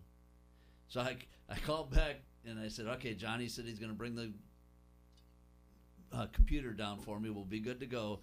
I said, "This one's going." And they said, "What?" And I was sitting in that second floor of that press box, opened the window, and right underneath was the garbage can, and I took that thing and let her go. Yeah. They didn't quite like that. They thought they could get it back and somebody could fix it. But I said, "Nope, I fixed it." Earlier you brought up Duncan Reed. I don't have any. I have one story about him, okay? And I'm sure you have plenty, and I want you to share one after I tell you mine. I knew of him growing up. I'm from here, but I'm on the Iowa side. I knew of him. I know how well respected he is. I know what type of coach he is, this and that. The weird part of my story is I got asked to officiate a wedding. Wow. And it was all because I said, I was talking to the couple that was going to be married. It was their second marriage, both of them, and I said, "Yeah, I can be an officiant. I've been ordained." And they're like, "Oh," and it actually, as not a joke, but it just came back that they were like, "Hey, we actually need someone in a pinch." I was like, "All right, I'm in. I'll do it." Love it. And then he told me that Duncan Reed was going to be his best man, and I was nervous. The stars aligned again. No, I was seriously nervous, and wasn't nervous to be the officiant or anything like that. I'm like, he goes, "You okay?" I'm afraid to mess this up. Coach Reed's over there. I had never shook hands with him. I'd never looked him in the eye. I just knew of him, what he had brought to Rock Island. So I was just, legitimately, I didn't want to disappoint Coach Reed. You're And it wasn't my wedding. I was just the officiant. So I don't know, that's the way he was presented to me, that he was, and that's because people like you, the way you guys wrote about him and everything else, and he was just a good coach and hard nosed and someone that you just he demanded respect. Mm-hmm. He was an amazing guy. I was lucky to meet him. One of the first people to meet him. I was I think it was my first year of college. Yes, and he had come to town, and the previous year I had helped the former coach do stats for his games. So I went and met him out at the summer camp or summer teams league at Blackhawk College. I went out and introduced myself to him, and asked him if I could do his stats for him. So I did those. I did those for 2 years while I was at Blackhawk.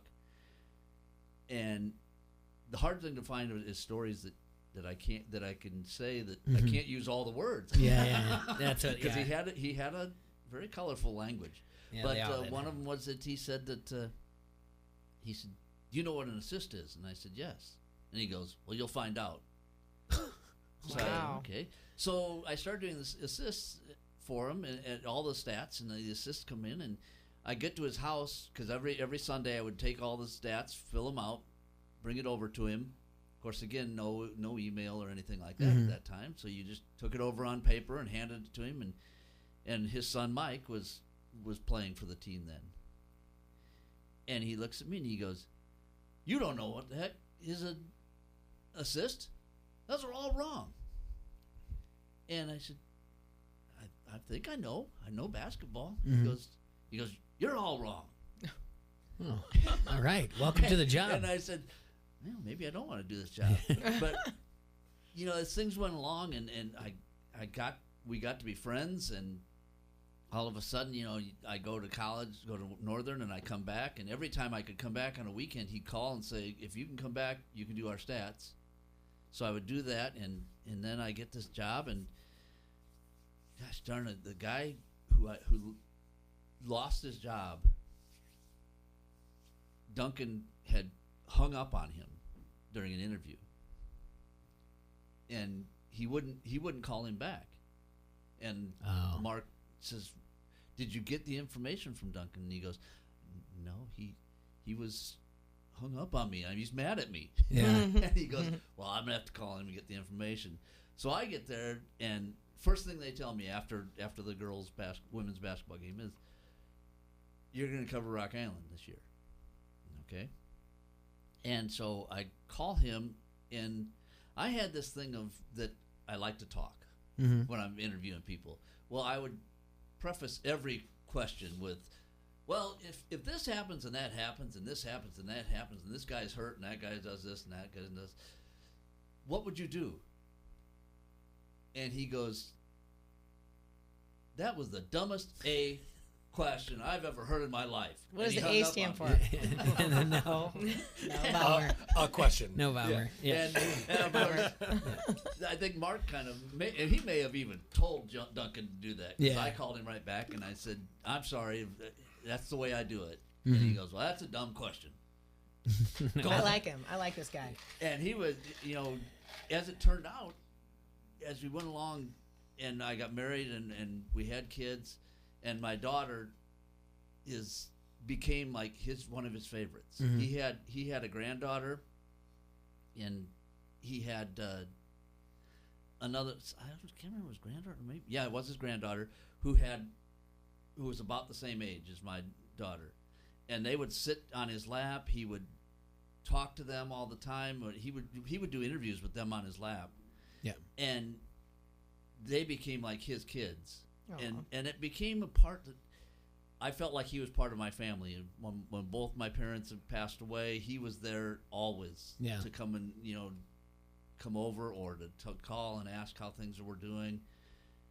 And the one thing that people always had this, because he had the colorful language, he did some silly things over his time.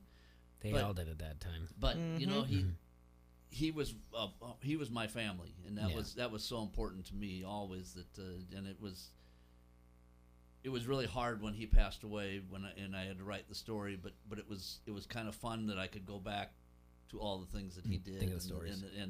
And the time that he told me that I don't know what an assist is, and it was later in the season that Mike actually set the school's record for assists, and when I brought it over that day, he looked at me and he goes, "Tell Dad to shut up. He knows what an assist is." Jeff, we're going to have to take a quick break here and just a few minutes. When we come back, we're going to talk about Iowa and Illinois, covering it and why there seems to be like a distance more than just the river between us. So when we come back, we're going to have Jeff Wendland on, but we're going to have to take just a few-minute break. Bomber, yes, hit it. Your turn. Oh, my turn. Well, because it's different. We can do this one. Let me tell you about Bayside Bistro in the East Village of Davenport. Bayside Bistro is not your ordinary sandwich shop. You won't find deli meat on their menu. They use fresh ingredients and orders are made to order from scratch. From paninis like the Bayside Po' Boy to the roasted beet and green bean salad. Bayside Bistro has an incredible menu that specializes in deliciousness. And don't forget about their smoothies and fresh juices that they make and their incredible dinner entrees. Don't take our word for it. Check out their Facebook page and read the over 500 recommendations from guests. Stop by Bayside Bistro today at 1105 Chrissy Street in the East Village of Davenport. And then they do some catering. They do some hosting of private events and special events. They have gluten-free and plant-based diet menus options. Curbside pickup. T-Roy and Jay were both plant-based at one time. And they are locally owned. They have entrees on their dinner menu. They are currently doing takeout and curbside pickup right now. So go down to Bayside Bistro today. This is Tom Kakert from HawkeyeReport.com, and you are listening to Don't Hassle Us, We're Local. ESPN 1170 AM. Is your kitchen or bathroom embarrassing? You need them redone. But do you know a contractor that you could trust? You need an all-star. You need to call Mike at All-Star Home Services. Mike and his team have been transforming kitchens and bathrooms for over 15 years. Call today for $500 off your complete kitchen or bath project. Plus, with financing available, get your kitchen or bath done today for one low monthly payment.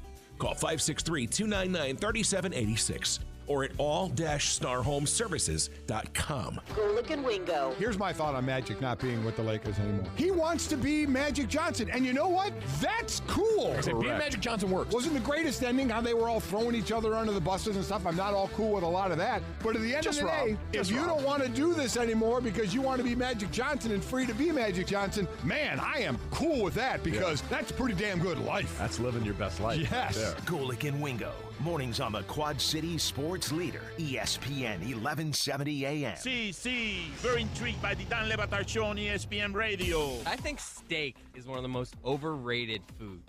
When people say, what's the meal you want, the best meal you can have, people say a good ribeye, a good New York strip, and I just think that those are overrated. I'm always going to go maybe some seafood, some nice chicken dish. I just prefer that stuff over the steak. I firmly disagree with that assessment.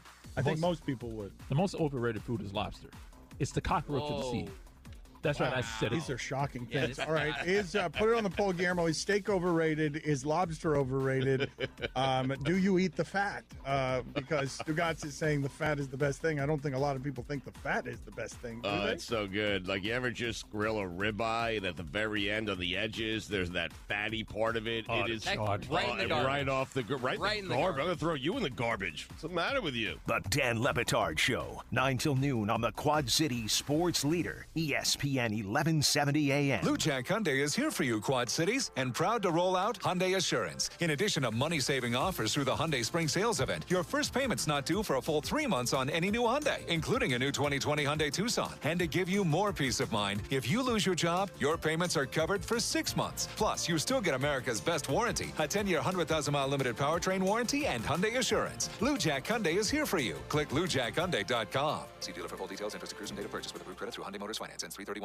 Sweet strawberry icing. You're in Goodwill, and just past that vintage denim jacket, you spot miniature donut earrings. You lean in. Ah, that's the scent of shopping success. Because at Goodwill, every item you buy funds local job training and more. So bring home those donut earrings and bring home so much good to your community. Goodwill. Bring good home. Brought to you by Goodwill and the Ad Council. Are you overwhelmed with credit card debt? If you're struggling to make even the minimum payments, you may think there's no way out. But if you owe $10,000 or more in credit card debt, here's something that might surprise you.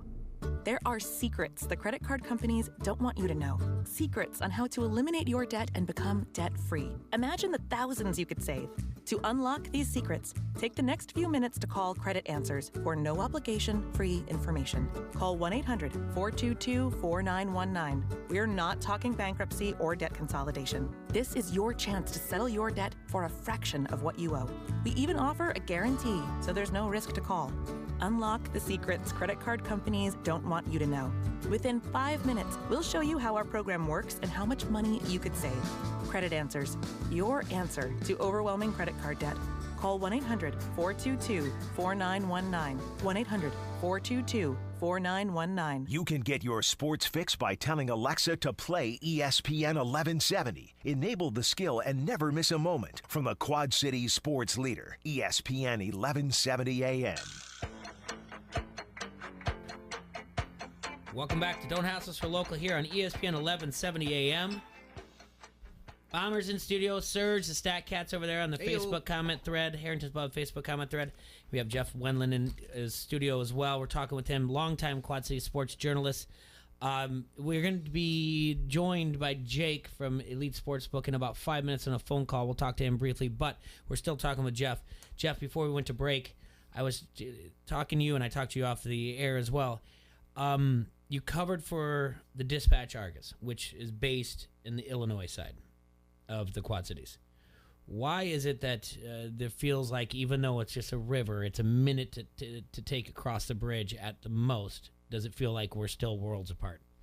I wish I could say I know exactly why, but I don't know that there is a real true answer. I think that if I go back to when I was growing up, there was the Metro Conference. Mm-hmm. So Rock Island, Moline, East Moline, all of them played Davenport West, Davenport Central, I don't even know if Assumption. I don't know if there was many others in there at that time. Bettendorf Bettendorf wasn't even, I don't think, going at that point. But so everybody knew everybody. Then all of a sudden, the Mississippi Conference Valley Conference came, and the Iowa side grew. North Scott came in, Bettendorf came in. Then all of a sudden Davenport North comes in. Pleasant Valley. Mm-hmm. And so there's no more room for the Illinois Quad Cities.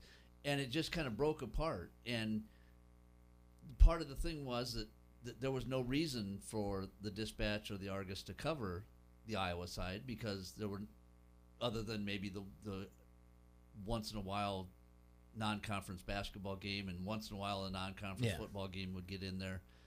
So we weren't selling a lot of papers in on the Iowa side. Yeah. A few, but not enough to make it worthwhile. The Times did have more subscriptions on the Illinois side for a long time. For a long time, they were trying. I think they were very close to getting to push one of these papers out, or both. Yeah. But then things start happening with advertising, such like that. So then Iowa kind of just slid that way, and they would take, one or two, maybe the best game in Illinois, they still covered. Yeah. But we didn't have a whole lot, so there was not a lot of talk about it. You didn't know what was going on the other side. If you read the paper, the Times, then you knew, maybe the scores or something like that. But you just didn't know kids, you didn't know coaches, you didn't know people that you could get to know. So it really it started to kind of go farther and farther and farther apart. And like you say, it's a minute to get across the Centennial Bridge, a minute to get across the Government Bridge, a minute to get across the 74 Bridge, unless somebody's crashed out or they're blocking something off. But it just is a huge gap, and it's sad that it's happened, because you look about. I would have loved to have been the years of seeing Tavian Banks. Yeah. 3 or 4 times a year, and some of those guys like that, the Craigs, although the Craigs did play in that Metro Conference, and we did get to see them. I don't know if Roger did completely, but I know Curtis did, because he was at the same time I was in school. But you miss all that stuff, and you miss the fact that we didn't get, we hardly got to see DJ Carton, and that a lot of people on the Illinois side didn't get to see Jason Randall. And they know about them, and didn't ever get to see them and know who they are. And that's a sad thing that happens. And hopefully, this will all work out in the end. That when things get closer, we're with the two papers working together, that it becomes closer, and that there's more Illinois and Iowa. But I don't know what's going to happen. Yeah, I'm keeping my eye out for the phone, but I just think as sports fans in the Quad Cities, for some reason we still have that divide. I mean, we even have it on the show. People are like, you guys don't talk enough about Illinois. Well, our familiarity is on Iowa. There's a Bombers from Illinois. She played at she played at Almond and everything, but there's a weird divide. Like you just don't, like you said, Jeff. It's one of those things where maybe you don't learn enough about it, but we try. Well, I'm equally ignorant on both sides of the river for high school sports around here. Same. Been here for 20 years and still learning.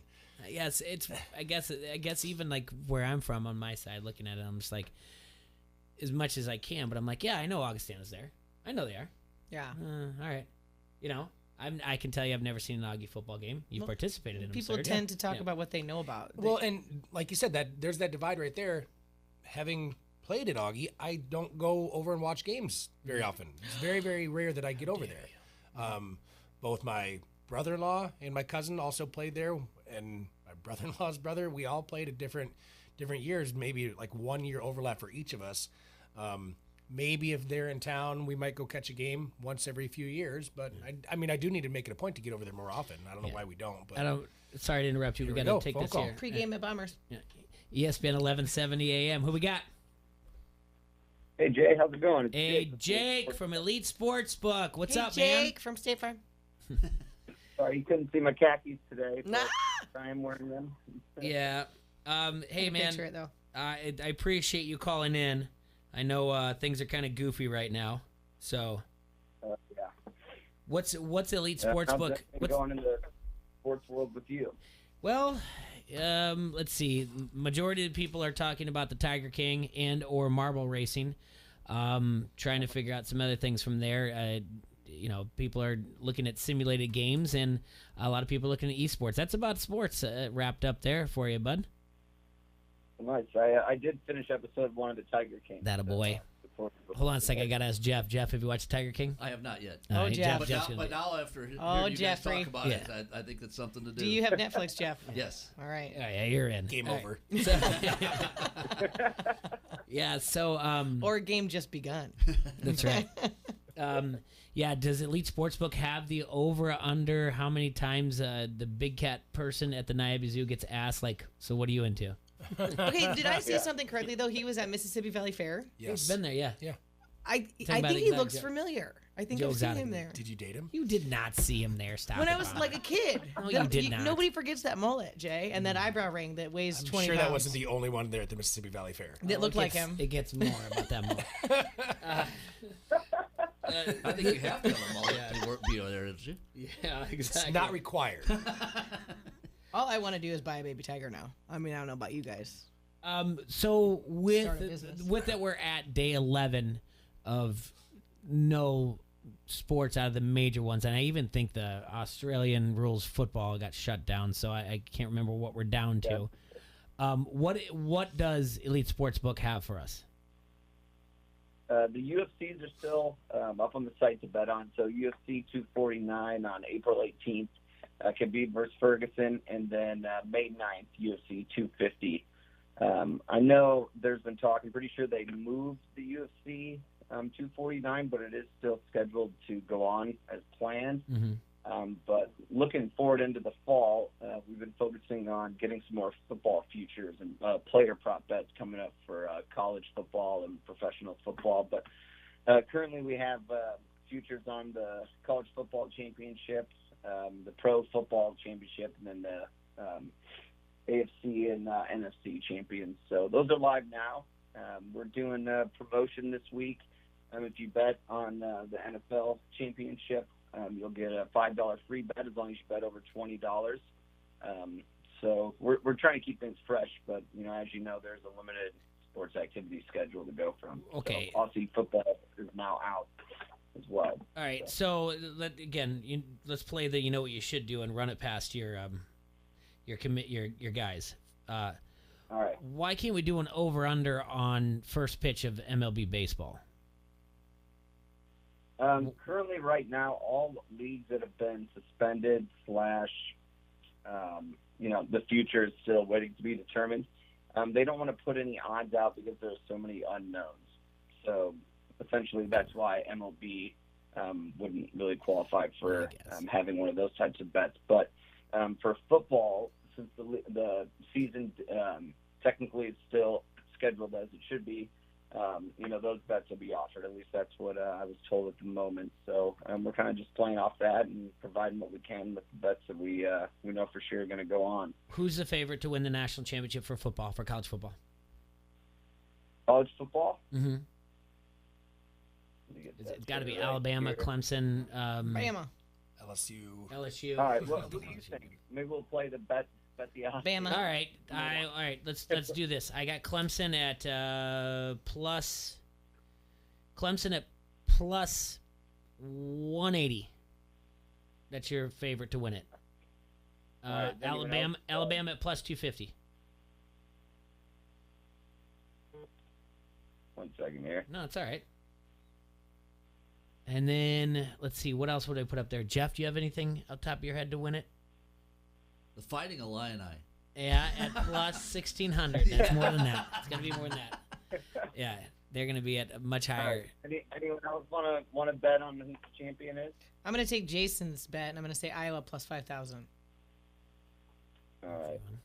We'll start at the top here. Clemson is favored to win. They're plus 200. I was at 180. Okay, I had 180, and then I had plus 180, and then I had Alabama at plus. I think I said plus 200. So that's going to move the needle a little bit. Plus 225. Actually, Ohio State is next with plus 300. Okay. And then Alabama is plus 400. Gotcha. Where's Notre Dame in that list? Notre Dame slid down to. So it's just Ohio State is the one favorite to win it. So I wonder. Yeah. Yeah. Notre Dame's currently favorite for seventh plus 1,800. All right. Well, that's what we got to be doing. That's what we look forward to now. Is already thinking about. I mean, I know ESPN's filled with mock drafts and everything else. Don't get me wrong, but that actually for ESPN, that's just a normal day for them. Yeah. By the way, doing mock drafts because that's what they do all the time. So, yeah. Again, it's tough, and Jake, we appreciate your time, and you guys got to get the things out there, but. Yeah, if you guys get any leads on marble racing or anything like that, let me know. Keep an eye out there on that iRacing that's going on for NASCAR. And what's that called? iRacing? The iRacing, yeah, that they're having people that are racing in Fox and Fox Sports 1 are going to have that on this weekend. They did one last weekend, and so obviously it's esports is what it is. So get out there and take a look at that and see what they can do. Anything that you guys can do. And then if you want, we talked to AC Earl yesterday, and I think we might have a 2-on-2 game, me and AC Earl versus Serge and T-Roy. I think it's at Lincoln School. And we're going to have a game. So if you guys want to set the lines over that, AC Earl's going to have to play left-handed. He said he would. And then actually, but Bomber's going to step in for me because I'm going to play. Yeah, because I'm no good at all. And so we might want to set some lines for that as well. Yeah, the left-handedness changes the odds. It does just a little bit. You're right. I don't think so. I think the 7-footedness. Yeah, right? Yeah, so. I like how you said 7-footedness. Yeah. Jake, I want to thank you for your time, man. I want you to stay safe, okay? No problem. Anything we release, I'll tag your social media with it so everyone's informed. Love it. I appreciate it. I'll be in Jake touch from with you State soon. Farm. Take care. Stay sanitized, take care, man. Yep. Bye. All right, that's Jake from Elite Sportsbook. Anyway, He's great. Yeah, he's great. They comes in and Jeff, you've covered a lot of sports. Gambling came into our world August 15th of 2019. Kind of strange, huh? It is really. It's really odd that the way it's changed things and how people talk and things like that. You know, people had no idea what 180 or 200 meant, and now they all know it. Yeah, it's one of those things that do it, and then we even joke around about, well, we did when we had sports, like even the high school as far, be like, all right, well, it's team probably minus this, minus that. And so was there ever talk like at Press Row where people would talk about it, you know, not tongue in cheek, but just be like, oh, the covered spread? Like, was there ever talk about that? There's always talk that somebody will come in, you know, might be a fan that walks into the press box and says, Rock Island's plus 21 tonight. Over is 53. Things like that. And You'd have never thought of that a couple of years ago, Yeah. but now it's part of the lingo and it's part of sports, and I think it's kind of fun too. That you can sit there and go into a game and people think about that, and a lot of them with the over-unders on high school games. You know, if your team, their defense is terrible, it's a plus 60 tonight. Jeff, so what are you? Obviously, we're all on a type of hiatus right now. What are you working on now? Are you gonna start your own blog? You gonna start a podcast? What are you gonna do? I've talked to one of our part timers is a blogger, and he actually does the Los Angeles Lakers stuff, and he's gonna sit down and talk to me a little bit, because I'm 60 years old, almost 60 years old, I should say. 59 today. 60 years it's your young. birthday? It's my birthday. Happy birthday, Jeff! You can't Thank do you. that and wait to drop it on us like that. This is one of the best days. Like, we had Derek on, and it's your birthday. That's awesome. You're 59 today. 59 today. Oh, congratulations! 59 years young. Yeah, Yes. But I don't. A lot of that stuff I don't know. I don't know how to do it, and so he's gonna sit me down and do that. And we've talked a little bit. Steve Tappa actually was the one to bring it up, that maybe we should do something on the QC Sports Network and do kind of like a talk show once in a while with guys that, you got Steve, who has 30-some years of this job. Mark Nessler, who's got 40-some years of the job, and me with 36. I think we know a little bit that we could talk about. 100%. I mean, I used to love that show, The Sports Reporters. Yeah. But they said, you guys don't have to sit in a dark room smoking cigars, but you can if you want to. We got one of our listeners out there, Jason Anderson, said he works with Devin. He said, you will know who Devin is. He was a point guard at Rocky. Yes. Yeah, they're out there listening to you. You're getting happy birthdays. They're cracking up at some of your stories earlier. Yeah, Devin would know a lot of those stories. Well, I tell you what. If this idea ever comes to fruition, that you guys want to get around together, do a sports reporters type of thing or whatever else, I have the equipment to help you out and be more than happy to volunteer my time to help you to do whatever. I will not say a single word. I'll sit in the background, but I will help produce anything that you guys want to do, because I love hearing you guys' stories, and I think it's important to keep you guys going. I think that'd be great, because that's something I want to. It's not something that I can do to make all the money I need to make for my life, but it's something that keeps me into it. I've already talked about things I've wanted to do. A long time ago, my dad was the PA announcer at Rock Island for football, basketball, soccer, some other sports, and I'd like to get that. I'd love to get that job and follow in his.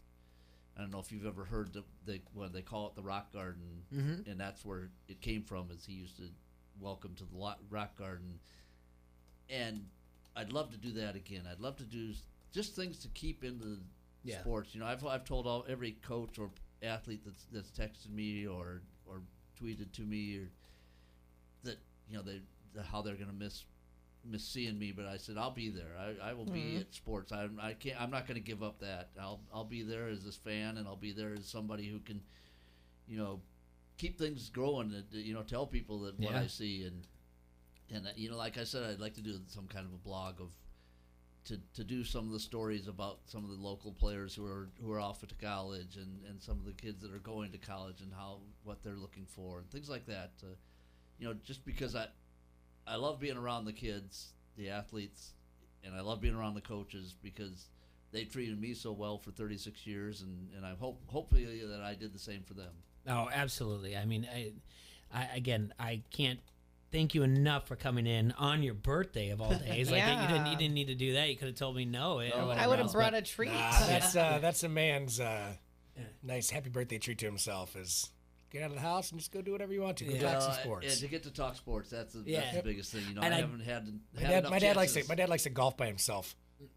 It's the ultimate birthday gift. We do have to point out he's such a Rock Island rock that he, even though he's wearing a Stanford shirt, he wears yellow underneath to keep the colors still going. So it is right. The 2011 shirt. That's awesome. Good for you. I have so many shirts that in my closets and everywhere that I have, from Moline, from Alleman, from all these different places, and I know people have always said, he's just a Rocky homer, but I'm a Rock Island native. but I'm a Quad City homer. I'm with you. See, I get the same thing about Bettendorf, but I'm a Quad City. I'm a Quad City supporter. I look at it in coaches. I mean, Bob Seitz at Moline was always going to be one of my favorite people, and Jay Hatch and. I know Jay. You know Jay. I went to Allman. Yeah, I know Jay. Very well. And these guys, they understand that I care about every kid there, and I went to the state tournament with United Township covering them one year, and they had me doing a UTHS cheer during the game. Jeff, thank you so much for coming in. We've running out of time here.